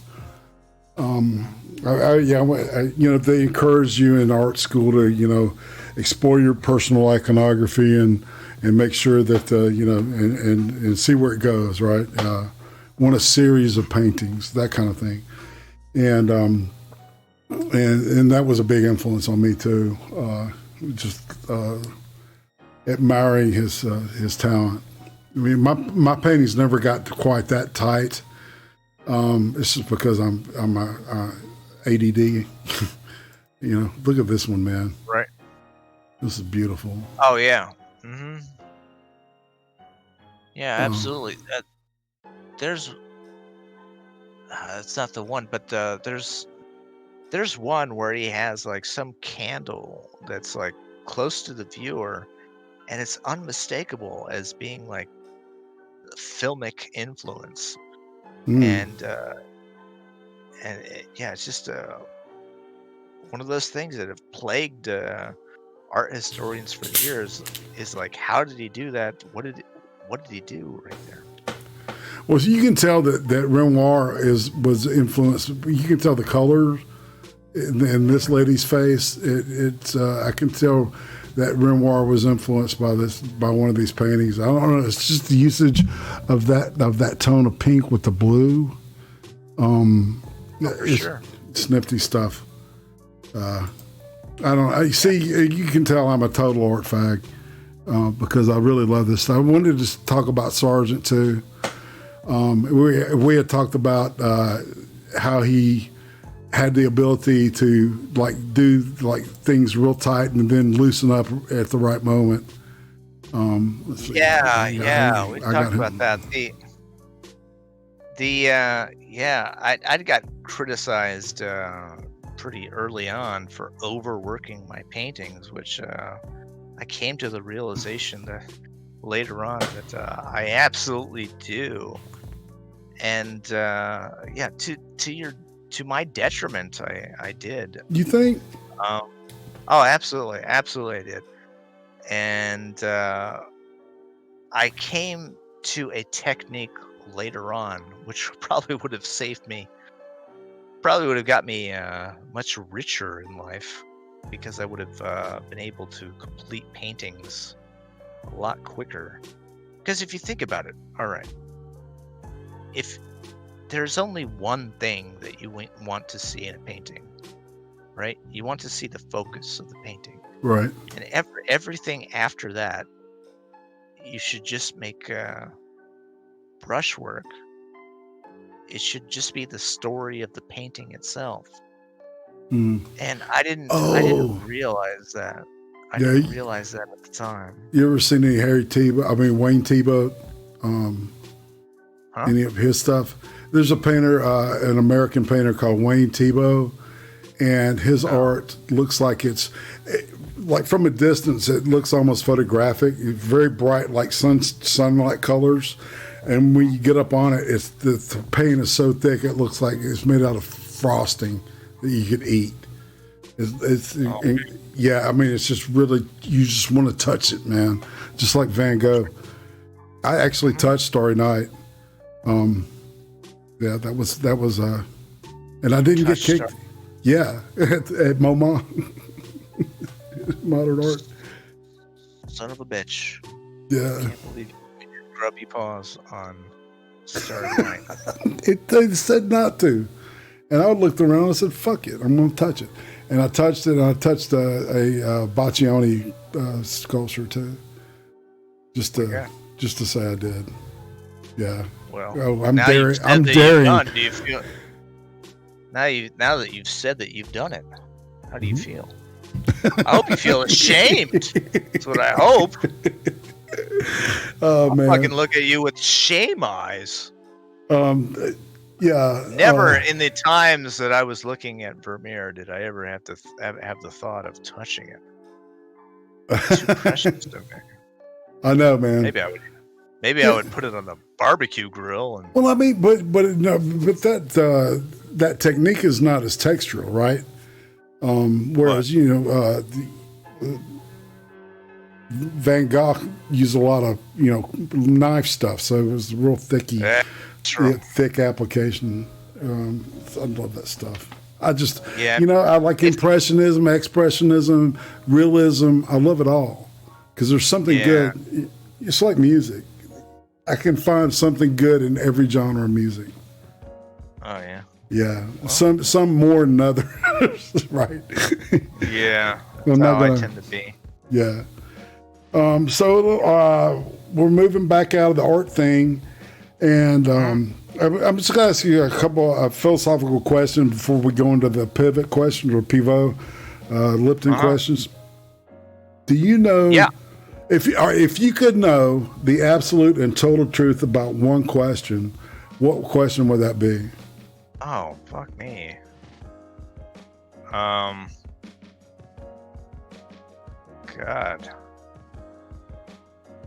I don't know. I don't know if there's anything I definitely want to know about. I think life is about mystery. So. Nice. I don't know if anything is worth. I think if you know something, it's like they talk about like free will and stuff. It's like maybe you don't have free will and everything is predetermined. I wouldn't want to know. I wouldn't want to know if everything is predetermined. I want to know that I, have some sort of free will, right? Yeah, it's like this whole this. Are we in a simulation thing, man? It's like... Yeah. I saw Devs. I saw it. Oh, dude, I liked it, man. Did you like that? I like it. Oh, yeah, I like it a lot. Dude, it was great. Some deep shit. At the same time, I'm like, oh man, it's fucking. That's I don't know if it's depressing. It's just it's a dark yeah. world. It is dark as fuck, man. I'll tell you about the darkest horror film that I ever saw that Mm. I just can never see again. It's called Schenectady, New York, and it's Philip Seymour Hoffman, and he's an artist of some sort in the film. And what it is, oh yeah, he's a playwright or something. And what it is like it's his life, and you're watching it for 2 hours, but it's being accelerated like 50 years while you're watching it. And that is exactly what happens in real life. Because if you think about it, like I don't know where you're at. I mean, you probably have seen this happen for yourself. Is that once you grow older, your life is accelerated. No It's shit. like a year will go by like nothing. And it's fucking frightening. It's so fucking frightening. You think you have all this time in the world to do the things that you want to do, but then you fucking get older and fucking time just is like Well, and then it gets, it starts kicking your ass, and gravity and all these other things start taking their toll, and old age. Old age is it's once you start. I don't know. This is a personal thing for me, but I don't want to scare the audience. But everything that you make fun of on old people is going to happen to you, dude. That's all I'm going to say, people.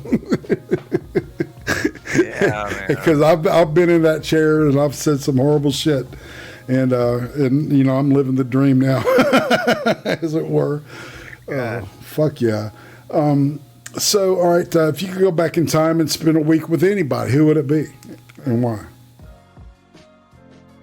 I'd probably spend time with Hitler. Just What were you thinking, man? Just when he was an artist. Oh. Yeah, just be like, hey man, this is cool stuff. Why don't you continue with this stuff? I think you'll be a fucking powerhouse painter. And be like, but what about the Jews? Like, nah, I don't know about that. Yeah, exactly. Everybody wants to kill Hitler when they go back in time. Yeah. Why don't you just tell me? Just encourage him to be an artist, right? Exactly. Yeah, exactly. We'd be much better off, or maybe we wouldn't be. I don't know. And, I don't want to. Oh, no, it's not. I'm thinking of something else. What are you thinking of? What job would you be terrible at? What job would I be terrible at? Any job other than being a painter. Nifty. Because everything that I've ever done, it's been a disaster. Just because I live in my own head. I love living in my own head. I've spent so much time there, and it's a beautiful place. I'll tell you what I'm doing right now. I stopped painting for a while, and I was doing a bunch of things to get myself out of the art world.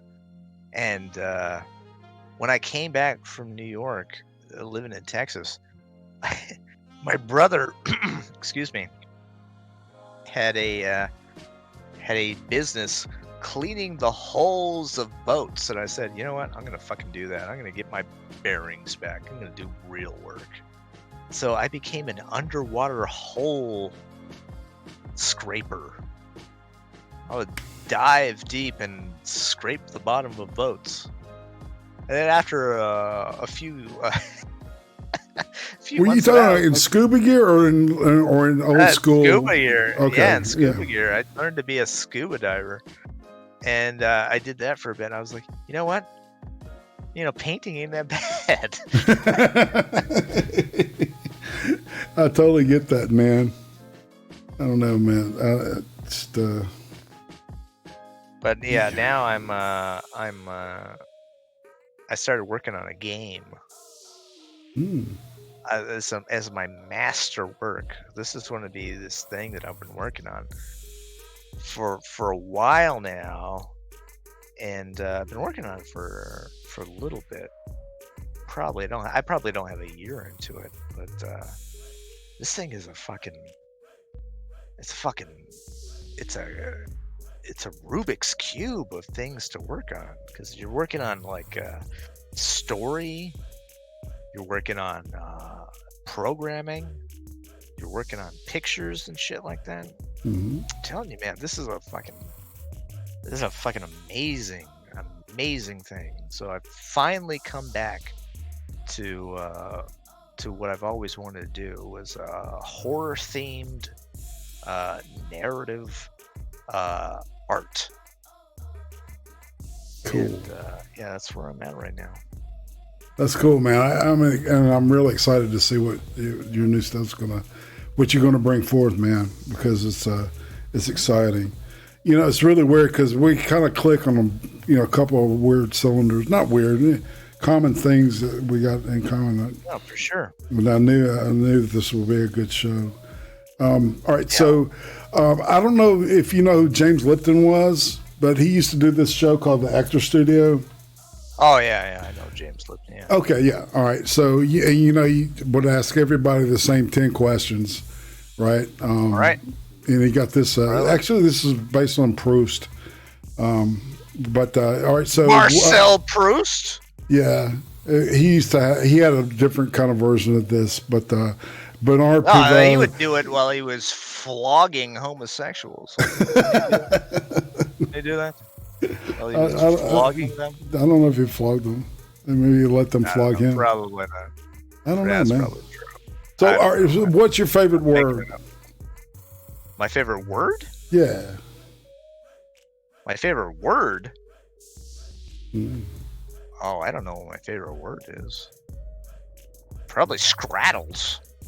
Okay. I'm saying scraddles. What's your least favorite word? That is a cool one. My least favorite word is moist. Mm. What turns you on creatively, spiritually or emotionally? Yeah, it turns you on. Oh, turns me on emotionally. Creatively. I think the idea of it's probably like a twofold thing. I like expansion and contraction. I think these two things, like I like when anything, like any idea, when I like zero into it, I want to expand on it, and then I want to contract on it. That's what I always try to do. But yeah, kind of like a respiration. Yeah. No, that makes sense, dude. That's natural. Right. So what turns you off?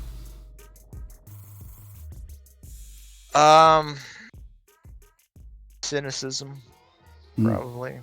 Most of all is I think people tend towards cynicism with things, and it's I think you have to be I think I like people to be truthful, and then I think cynicism gets in the way of that, and it's oh yeah, I think it's just hurtful. Yeah, it's all about vulnerability and trust and shit, right? Yeah. I know exactly what you're saying. All right, so what's your favorite curse word? Motherfucker. Hey, motherfucker with an A. Everybody in the chat, get your questions ready. If you got some questions for Davis, load them up. Start putting them in, and put maybe a couple of question marks in front and behind, so I'll know that that's what you want to ask Davis. Okay. All right. And favorite noise? What noise do you love? The noise that I love. I love the sound of brush on canvas. I think that's you could do an ASMR thing with that, you know. Oh, absolutely. Like, but brush on masonite is good too. But that's that. To walk away from canvas, that would be the only thing that I missed. is the sound. reflex of that brush against canvas. Because when you're painting on canvas, it's like you're powering through it.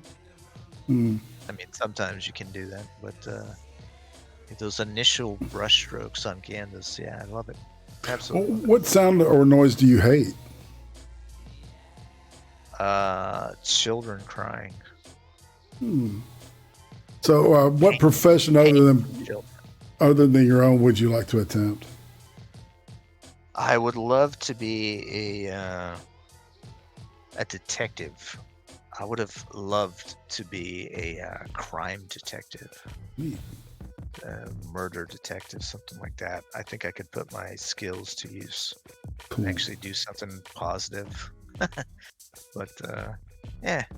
Yeah, you have to have an attention, man. You got an eye for detail, man. You know, that's a lot of it, intuitive attention to detail is good stuff. Let's see, what profession would you not like to do? Ooh,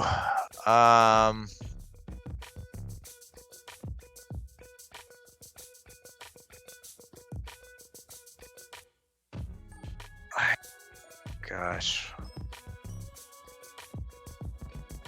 Yeah, that's a hard one. What would I not want to do?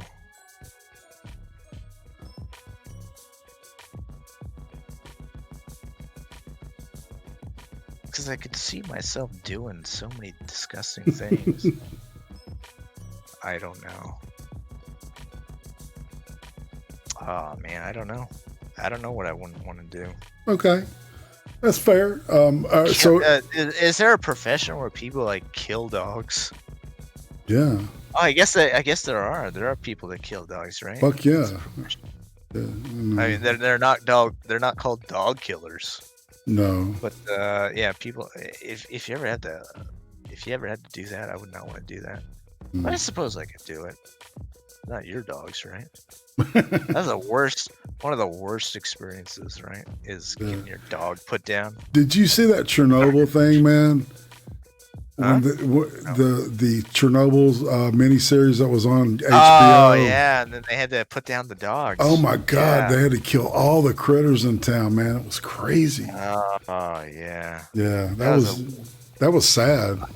Oh, we were talking about horror films. That's one of the fucking best horror films ever made is Chernobyl, because I mean it has the same horror beats that any fucking horror film has. Yeah, and it's a lot more harrowing, a lot more disgusting than any horror film. Well, yeah, that's a fucking horror film in itself. To have, you see, and to be politically woven, politics woven into every fabric of the culture. My God, it's like I don't know. I'm a child of the Cold War, so. I saw a film. This is off topic, but I saw a film recently that I never saw before. I thought it was pretty good. Citizen X. You ever see that film? It was a film. Apparently, back in the day, it was made for HBO. But it's got Donald Sutherland, Stephen Ray in it. About the serial killer. There's no murder in paradise. Because that's what Stalin. Russia. Right? Yeah, Stalin wouldn't allow any news of that shit. Murder didn't happen under his rule. Yeah, there's serial killers in Russia. Yeah. So all right. So go ahead. Cool. No, I just thought that's pretty cool. Yeah, there's another movie, man, and I cannot think of it right now, but it's got Thomas Hardy in it, and it's about the same deal, but it's a little more. It's a better movie, in some ways. And you know what? They're both about the same thing, but they're both told in completely different ways and in different eras. So I don't know. They're both. I'll have to check it out. Yeah, but the HBO movie is fantastic. If heaven exists, what would you like to hear God say to you when you arrive at the pearly gates? Oh man, I'd like to hear him say, "You scrattled as best as you could." Indeed. Yeah, I think that would be a blessing on me. You ready for some questions from the gallery? Yeah, sure. If there are any. All right, say, Asking me questions. Davis, do you kiss? I mean, Bubba. Then he says later, I meant miss, not Who kiss. the fuck said that? Spinal Did I Tap, what? Tap, Tap, Taparoo, the god of water. Oh, do I miss Bubba? Oh, every day. Bubba is one of the greatest guests we ever had. And if you haven't seen that show, it's in my go to my YouTube, and I don't know if it's in the title of the it's probably in the title somewhere. Or Bubba Stops By. But Bubba was one of the greatest guests we ever had. He stumbled onto the stream because he was typing in Night Beast. If that gives you any idea. And he turned out to be one of the fucking classic and most beloved characters to ever stop by the show. Wonderful guy. Turns out he has no allegiances towards men or women. He will sleep with a man as well. He's trying to get away from that. But anyway, I don't know. We don't have to talk about Bubba. That's Bubba funny. It's a good guy. All right, now He would taunt me occasionally in my DMs on Discord and tell me that he was going to find me and rape me. nice. Okay. Thanks, He hasn't found me yet. So you got a pretty mouth. I don't know. Is it Eoik? Is that how you say it? Maybe. Iyek. All right, Davis. When are you going to start streaming again? Oh, this is supposed to be my springboard into starting streaming again. Because Nice. I was going to start tomorrow, but unfortunately, I have unexpected nephew duty. The nephew is here, and I have to take care of him. So I don't want to say no, but if I do, it's not going to be a morning stream. Maybe at night.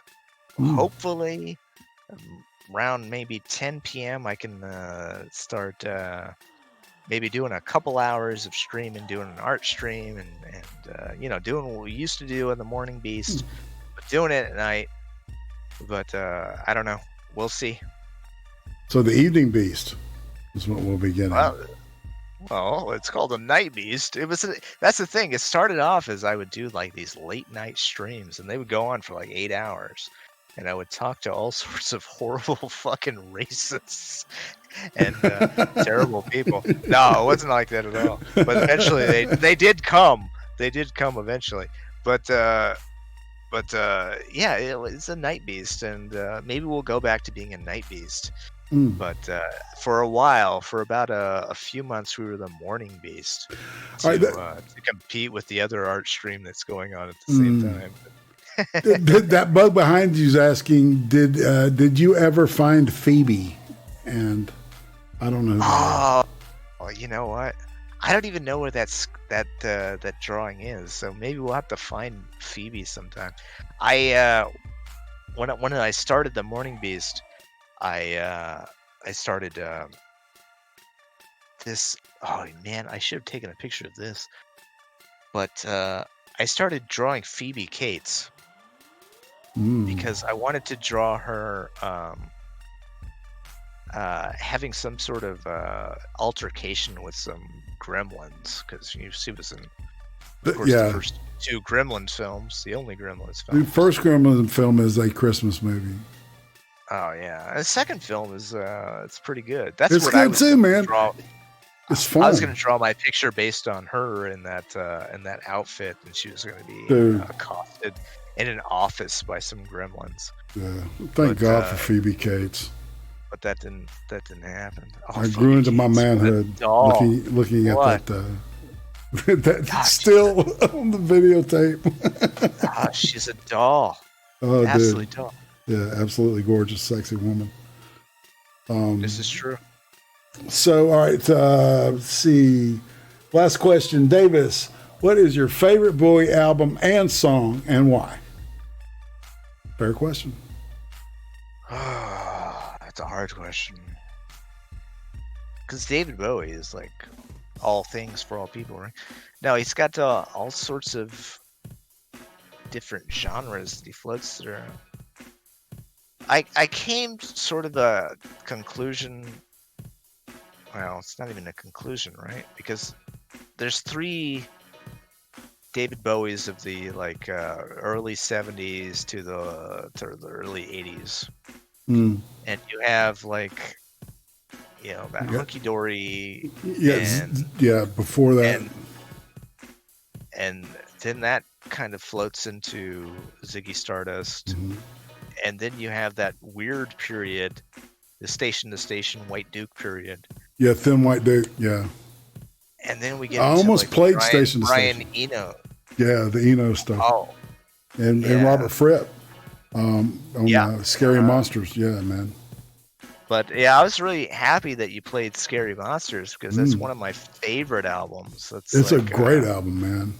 Fashion. I think that's probably the album that encapsulated almost everything that he was doing up into that early 70s era. So I think Scary Monsters is probably my favorite album.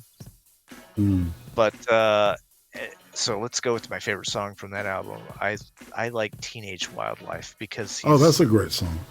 Yeah, he's going through different things. He's doing different things there.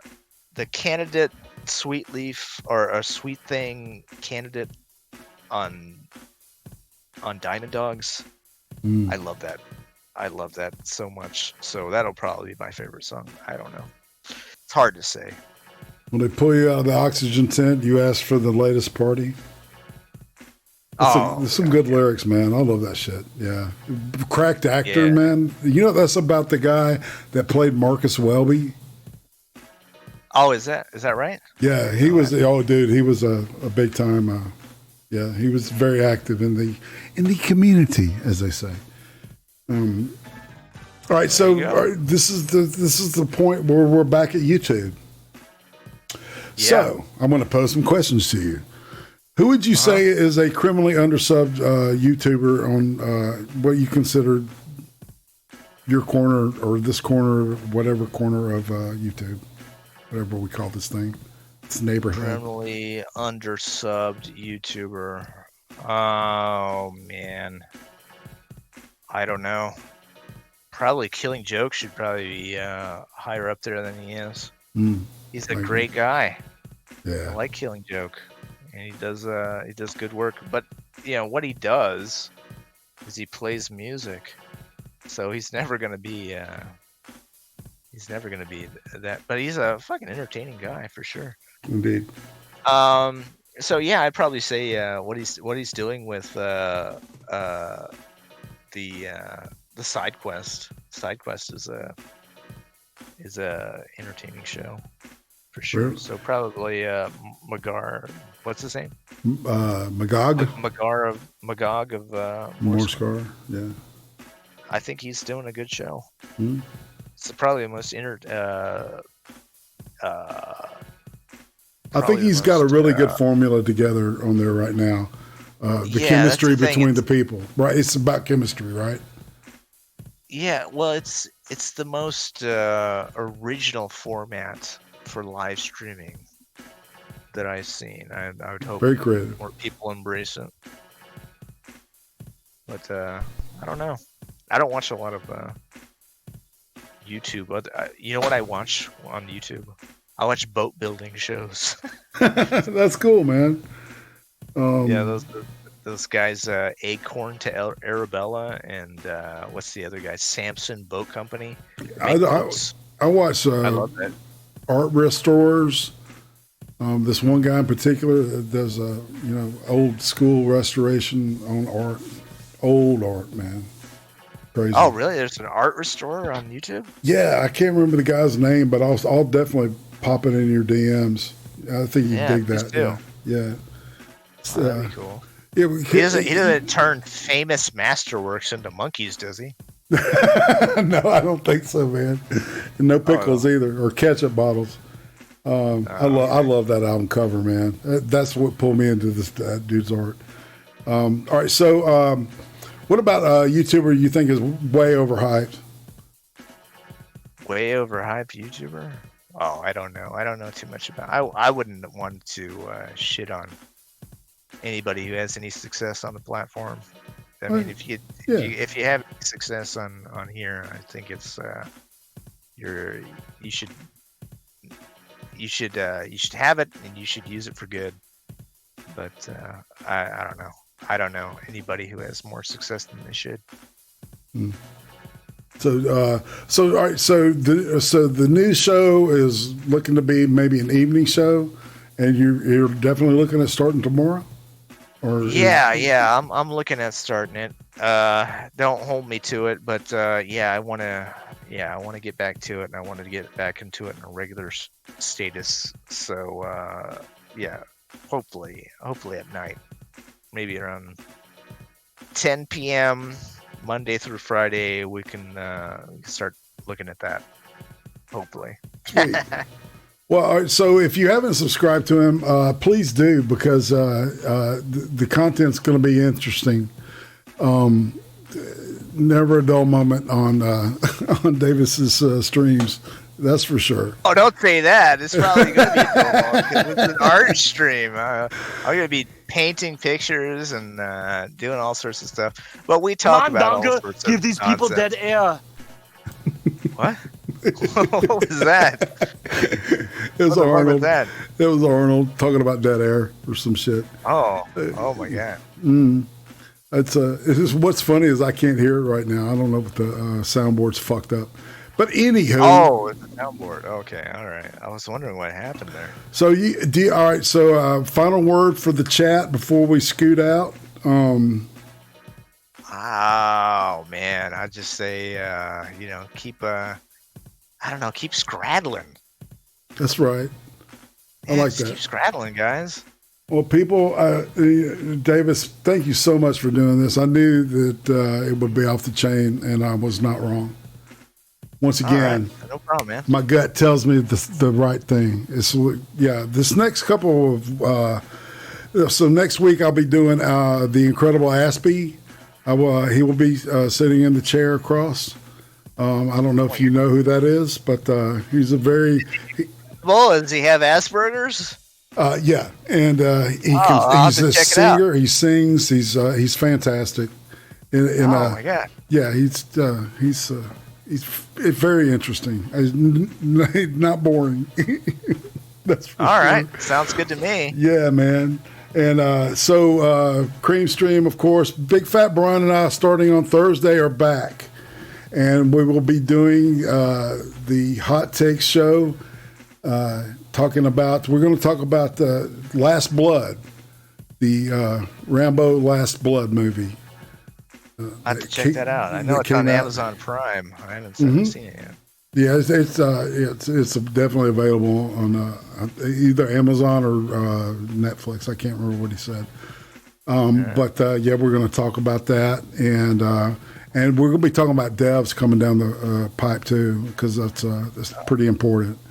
So we're looking at good stuff, and Creem Stream, of course, Friday nights, man. People, like I said, sub to Davis. Give him some love, and we're going to go ahead and scoot out. So say goodbye, dude. Yeah, thanks for having me on, man. You take care. You're awesome. Everybody. Thank you so much. All right, and hang tight, all right? All right, give me 1 second. Every week on Friday, midnight Eastern, the Creem Stream, the weekly world news for YouTube. Sundays, 5 p.m. Eastern, the ice cream interviews. Fascinating people. Fascinating people. Thursdays, 8 p.m. Eastern, hot takes with the Butter Baron. Watching horrible shit so you don't have to. Subscribe to Irate Prostate now. Bye, people.